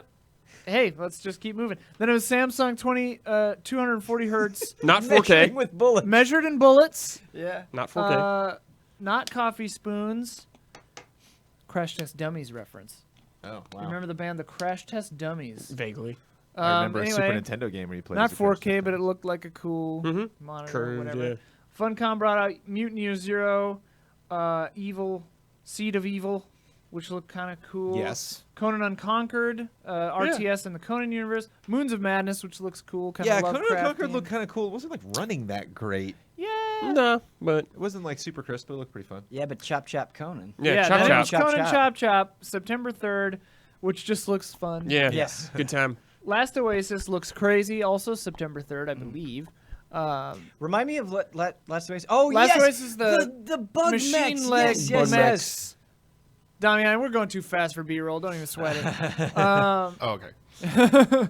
Then it was Age of Maybe Wonder. dig up what Unexplored was. Yeah, tell us what so they can Unexplored find 2 out. was, because I remember thinking it looked cool, but I'm just having a little brain fart right now. Then it was Age of Wonder Planetfall. I thought Age of which Wonder looked good. Planetfall had a really good showing, Yeah. and I liked that they got to talk about the battles and the different factions a little bit. So And like the overworld stuff, then moving down into a battle. yeah. Oh, right, yeah, yes, Unexplored this 2 looks game. awesome. Yeah. Unexplored 2 is beautiful. Unexplored was like one of the ones that I was really excited about. It's got this awesome graphic style. I am sorry for forgetting what Yeah. this was. That's a good sign, though. Like too much goodness in this thing. Yeah, this was a really good show. This gameplay just kept getting better. And Yeah, better. this game, Unexplored 2, I am sorry we forgot about what that was, because that looks really good. The art style of this, the different gameplay scenarios that they showed, it just, oh man, I can't wait I'm for just that one. digging smaller characters in this gen. Yeah. I just love stuff like that, and it zooms in at just the right moments. Like, And Fight vulnerable. back. Yeah, fight back, fight dude. back. You have a sword. It's like Okay. Hollow Knight nails what he's got. Oh yeah, you're right. Then it was Zombie Army Dead War 4, Yeah. I think was what it was called. like- I was trying to write it down really fast. Which Sold looked, on that. Call of Duty yeah, Zombies. very fun. Sniper Elite Zombie, 4-player maybe, Group stream co-op, game. who knows, group stream game. LAN party. Then it was Remnant from the Ashes, comes out on August 20th. Co-op action shooter, which looks kind of cool. Clay showed Griftlands. July 11th, I think, was an alpha. Which that was a is- tricky trailer because that was like gameplay-esque. Like, I don't think that was like actual somebody playing the Yeah. game. It was like animation. Yeah, made but to I look like like the game. just the setup for it. Walk into a bar. Yeah. Who do you talk to? Depending on who you talk to, you get a completely different outcome. I thought that was cool. Which is neat. Oh yeah, here that's this. I just like them looking at you. It'd be fun. Like, And like I wonder what the blue and like this scenario is much different than the battle. So there are different things, that can happen. Get laughed. someone in their chat that they showed on screen said card-based roguelike dating sim all in. And I'm like, interesting. is this a dating sim too? Maybe they were talking about a different game. yeah, I wonder how permanent these relationships are. Because there's Boyfriend Dungeon, which I haven't heard from in a long time. But okay, then of course Planet Zoo, November 5th. Yep. It's Love just it. what can the you say? poop It's just gonna be sucker. solid. The poop sucker. Poop That's sucker. right. Highlight. Moment. Got a good poop. Got a good poop sucker. Got a good poop sucker moment, and then of course there was Shenmue 3. Yu Suzuki on stage. They didn't really talk to him much. Yeah, No. I mean, it would seem silly if we didn't check in with Huber, at least just on some sort of hype check. Yeah, I don't Huber, know if, I don't know if he's reasonably you buy close to the a mic? mic. What'd you think? Is Huber in there, Damiani? I heard. I don't know how clear it came through, but he was talking about the dub. Yeah, he said it felt like retro. He was Yes. into it. Yes. Hubert, just talking to the There mic you are. about Shenmue. Hello. Hello. What'd you think? I'm so into it. I need to see just like a 3-minute slice of this game. Yeah. You know? Everything we've seen has been cutscene. I really just want to see like 45 seconds of him just walking through the town or something. But Sure. still excited about what I saw. Liked all the dialogue between everyone. The English VO is appropriate for what Shenmue was and is. So still very excited. The old game had dub, right? Yes. Yeah, okay. Yeah. Cool, thank you, Hubert. Yeah. Yes, it did. Then it was Songs of Conquest, which said late 2020, so Mhm. still a ways out, but looks really another one you can cool. sign up for an alpha for. Probably, yeah. Yeah. That's the Heroes of Might and Magic Yeah. kind of vibe, which, I mean, I played a lot of those games when I was younger, and boy, this one looks fun. Cool art style, too. Then it was Vermintide 2 announcing, as far as I know, I hadn't heard of it Right, before. yeah, I hadn't heard of it either. Multiplayer versus PvP versus mode, where you can play as... The Rat It Boys. looked like just the Skaven, if I'm remembering, if that's what the Rat Boys are called. But yeah, Vermintide is amazing, and a PvP mode of that nature, I think, would be a very welcome addition. My favorite shot in that trailer was when he was putting up the shield against the Gatling fire, Yes. and just how intense that looked. I liked the reveal of playing as the Rat Boys, and I think it was a hook rat that you started as, which I thought was a cool way to do that. Mhm. Yeah. It's interesting if you get. The thing I wonder about with this is how squishy are you? Like, if you're playing as a hook rat or the Yeah. assassin guy and you get killed as quickly as in the regular game, Yeah. does your consciousness jump to another rat? I think Right. so. Yeah. Because it still seems like an army versus just a handful Right. of Right. soldiers. Because like those hook rats, you kill in like 4 or 5 hits. Well, it's all about being the swarm as well. right. So yeah. Yeah. And So it looks it'll be like interesting. you were saying it's mostly melee. I haven't touched it. I think this might actually be like the most gameplay I've seen of this game. But Brandon. This game is what? good. Just because you guys were all over it. Oh. So I'm like, Archer- okay, I don't need the you know. archer is No, really Get in on it. good. Well, that what you said was mostly melee, and that's what I I was play as thinking, the like, archer, so I do a lot Okay. of distance. But I wonder if their Range. abilities are more ranged friendly. Yeah, I mean, I play as That the UB chat just Wow, that goes- UB chat is Starting soon.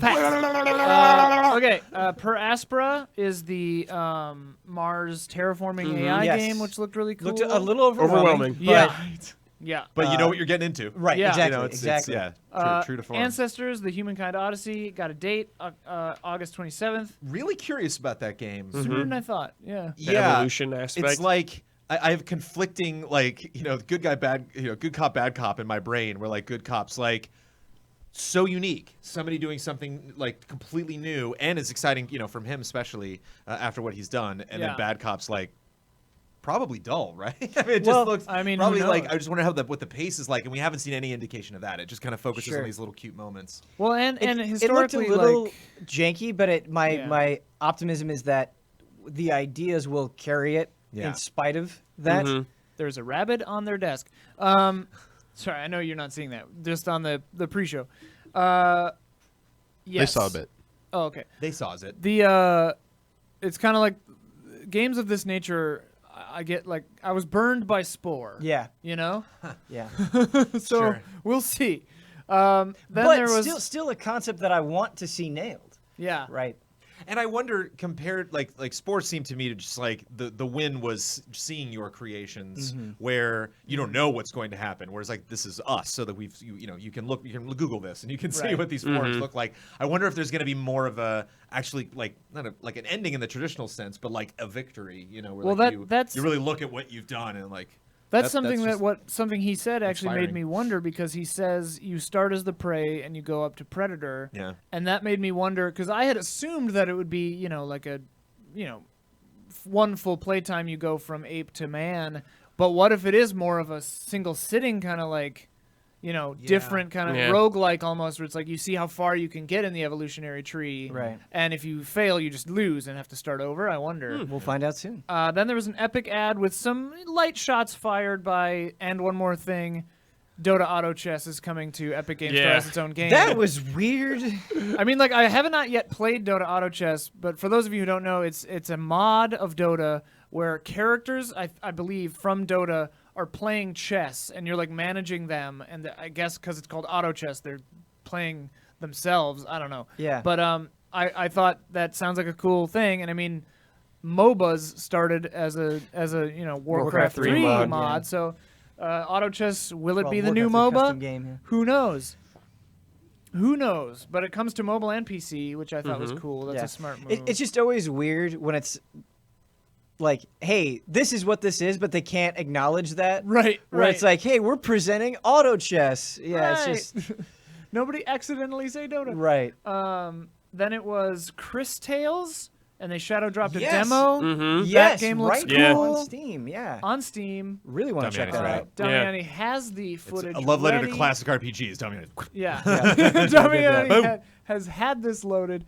But this game looks fantastic, and it has the past, present, future kind of mechanic. Simultaneously. Simultaneous. Yeah, So I that's wonder, what- yeah, it's like a 4D. And it looked like in you can- combat, you could alter the state of the enemy by shifting to one of those different Turn 'em eras. all. Yeah. Like in Looper when they're cutting that guy's fingers off. Just, I mean, come on, looks wonderful. Yeah. Also, like, how, like, heavy will this be, you know? Because, like, sort of depressing to look into your own future. Yeah. Right? Mhm. Like, what if Well. there's a character that you look into their future and there's not there? And then you're like, oh. Oh.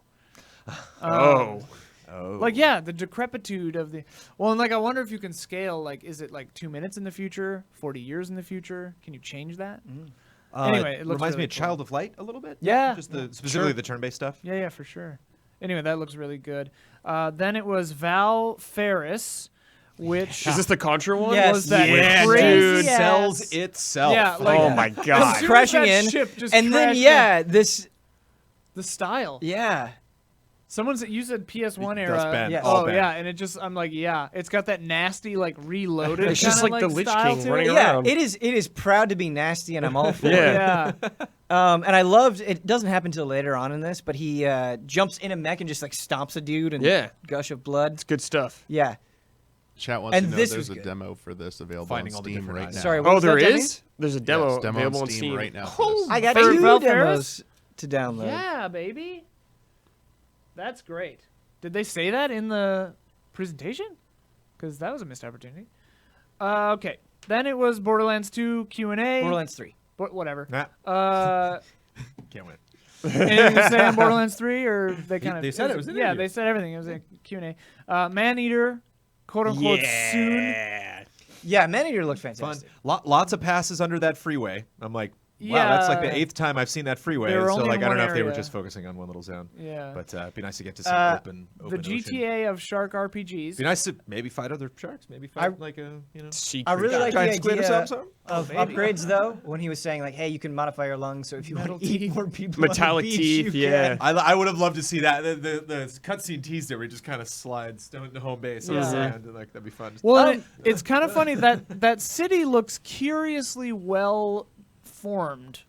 I mean, maybe it is just a nice looking backdrop, but like, Yeah. We're getting legs. yeah, can you get like mechanical legs and just go through the city eating cars? In-game. I wouldn't put it past it. In-game. Another Yeah. thing that I like, though, I think this type of game, it would have just been easy to focus on the systems and like how your shark evolves. But I like that there's a story going on here. I like that there's a villain Yeah. that we have a history with. Yeah. I like that framing a lot. Yeah, brutal.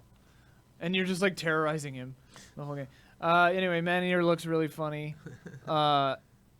Too many submerged man-made objects. I'm not sure I'll be able to play that one. Then there was a chair ad for iWin, even though it's the letter E, so I Yeah. was surprised there. Nothing to say about that. Yep. Shocker. Chair. And then it was Terraria Journey's End, which they called the penultimate expansion, meaning there's one more after this.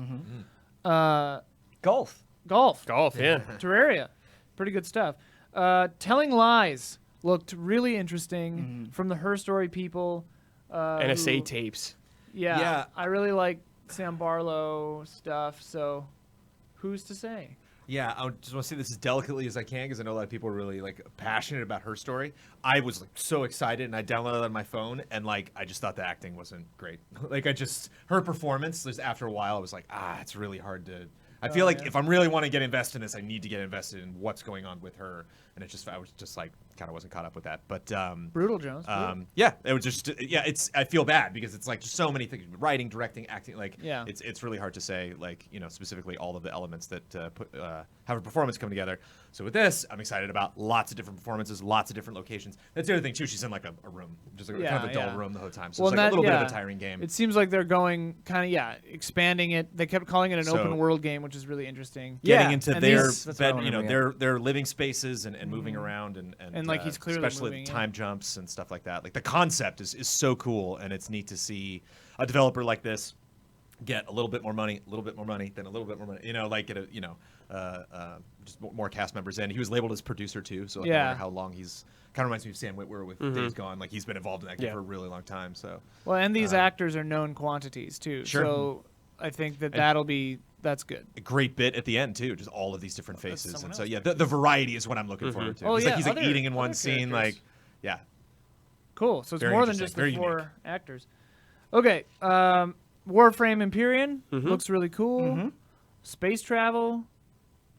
I got to play Warframe one of these days. Looks pretty cool. Then it was Genesis Noir, which is the Big Bang. Yeah, that was crazy. Yeah. Kind of awesome looking. Like, just look at this. A lot of cool things, but another highlight, I think, just so captivating. Just style. Oozing style. Making choices. And so very clearly, like, doing what it's going to do. Yeah. Like, I don't see this. There's no misdirection here. There's no...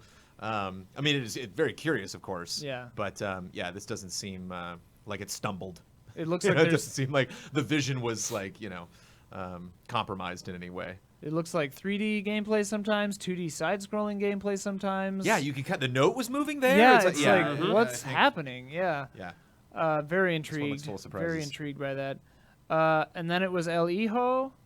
The stealth game. The child escaping from a monastery stealth espionage action. The evil monks. Yeah, very good showing. Cool trailer. Then huge, massive, 25 straight minutes of gameplay.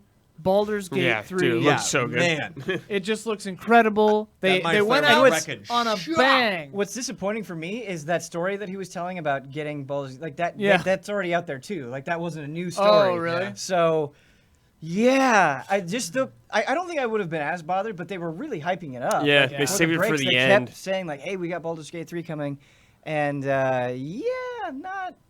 nothing really. Nothing. We're Tabletop. joking. It wasn't. Yeah, there wasn't really any. Tabletop. The tabletop prequel is cool. Very cool. Yeah. 13 level campaign, which is a lot. But it's just hard. A game that I'm Just personally. art from that would be nice. Yeah, exactly. The Just cover. anything. Yeah. It's a game that I'm very much looking forward to. It's a game a lot of people are really looking forward to. And But on the flip side of that coin, though, like, despite the fact that it was the trailer we've already seen and that we've already seen those guys talking, just the fact that it's happening. Yeah, it's and great. that Absolutely. it's Larian Studios doing it. Yeah. it's a win for Very anime. cool. Yeah. Not mad about it in the slightest. No. Happy Hey, it only- exists. the disappointment comes from the happiness. In a weird Right, way. right. Okay. So now, before we give a score, it's time for the sweetest moment, brought to you by Sweet Justice Audio. Hard for this. I one. am. Yeah, it's flabbergasted, man. I don't know. I think we might have to go individual for this. Oh, sure. I don't know Okay. if we can all agree on something. Well, whoever has one first can pipe up. I just it's not fair because it's not an actual content shown in that video, but the Shenmue video freezing was just so good. That was very funny. That was really, really fantastic. Bliplop currently. I mean, Bliplop. It's just What was the Contra game again? Oh, I always forget what it's called. Valferis. Yeah, that's my sweet spot. Valferis, That game yeah. was sick. Very cool. Maybe not the sweetest moment, but a computer monitor being measured in bullets. Yeah, really good. That was It's really very good. funny. Yeah. It's funny because we forgot what it was, but Unexplored 2 does look phenomenal. Midnight Ghost Hunt looks very good. Starmancer. Man, there were a lot of great things. I think Chris Tales, right? That's the name of Yeah. it. That it's just my style. It looks gorgeous. The fact that it has a demo out right now, that was That's all sweet. really That's sweet. a sweet moment. all jokiness aside, that sniper zombie game. Yeah. I could see. I'm super curious how that plays because I could see myself getting obsessed with that. And for me, not one moment, but the entire presentation, I think, just I want to shout out again to the PC Gaming Show because the first year they did this, it was very long, kind of drawn out, awkward, a little too sales pitchy with the AMD stuff. Yeah. And they've really turned it around and made it like this had, I thought, really solid pacing, engaging from beginning to end. Yeah, Yep. and they just showed stuff and then talked about it for just a second. And I thought, most improved, very good show. Yep. Last year it was also, I remember, being very good. I remember we had a similar vibe. But I don't know if we need to agree on a sweetest moment, but No, I just think we're fine. it was just a it very was that kind of show, I think. Yeah, just a lot of little sweet moments. From this show. Okay, so now the only thing remaining is score. The rating. The rating. And Damiani, we'll want to hear one from you too, so prep your mind for that. But Ben, do you have one? Yeah, I kind of had a few different ones in my head, but I think I'm going to settle on a B+. And really what it is, what's getting that B+ is the variety. I was thinking about it and I was like, man, one of my favorite kind of segments of the Microsoft conference was seeing those smaller games and how intriguing they looked. And this was like that, just super expanded. And pretty much not everything, but almost everything I really wanted to play. I was genuinely curious about. And that's what I want about E3. I want to be excited about games. That's kind of the bottom line. The only things that's preventing it from like an A- or an A, this bordered on charming more often than not, but I felt like the skits sometimes were awkward in a way where it was like, okay, I get it, come on.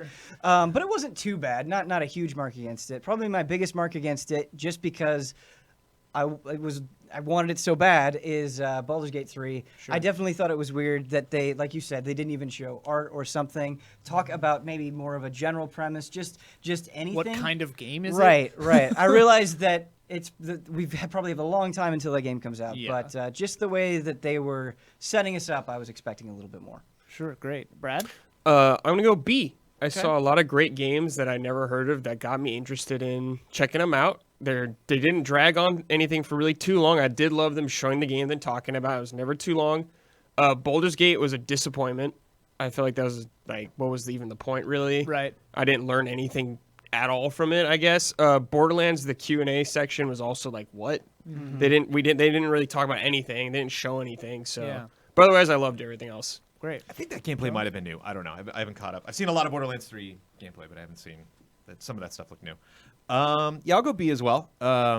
Because I felt really bad for Frankie because they gave her all the skits, 10 sentences. She's like, okay, and then this next game has this clever phrase and this gameplay mechanic and this thing. So what do you think it might be like? It's just like, man, just one sentence is good. And then, and I thought it did kind of lose steam every now and then of like, okay, and then here's the next thing we're gonna do. But that's just like semantics, that's like stupid press conferencey stuff where I continue to be amazed with this E3 that I'm just like falling in love with all these little tiny projects.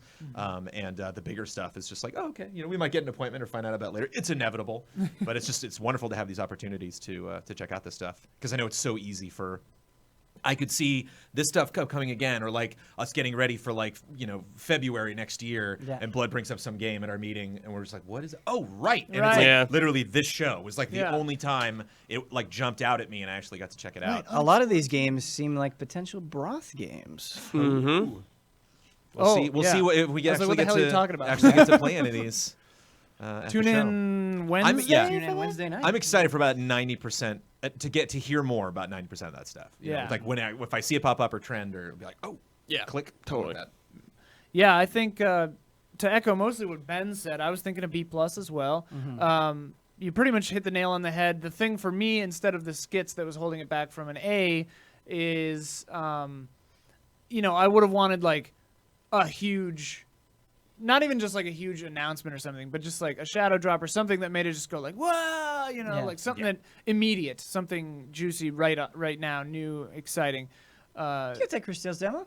Yeah, just a little, We I just are always hungry want more. for shadow drops. Hungry for shadow drops.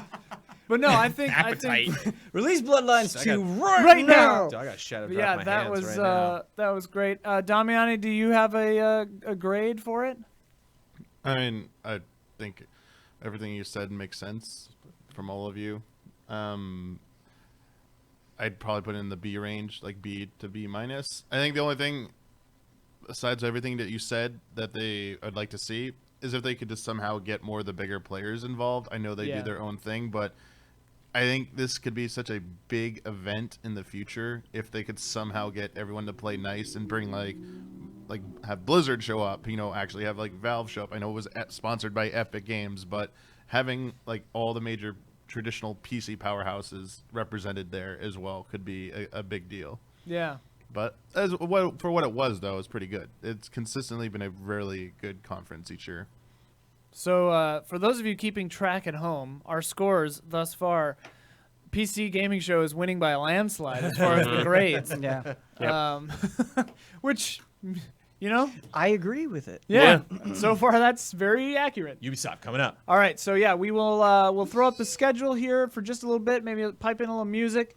And Why don't join you hit with that Patreon? Oh, yeah. Check us out on patreon.com/easyallies. That's what keeps us all going, literally feeds us, clothes us, puts lunch on the bed, These house. suits brought to you. Yeah. Patreon. At patreon.com. So we need more money because we need better suits. All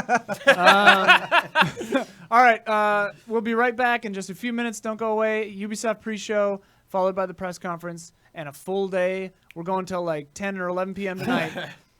Stay tuned.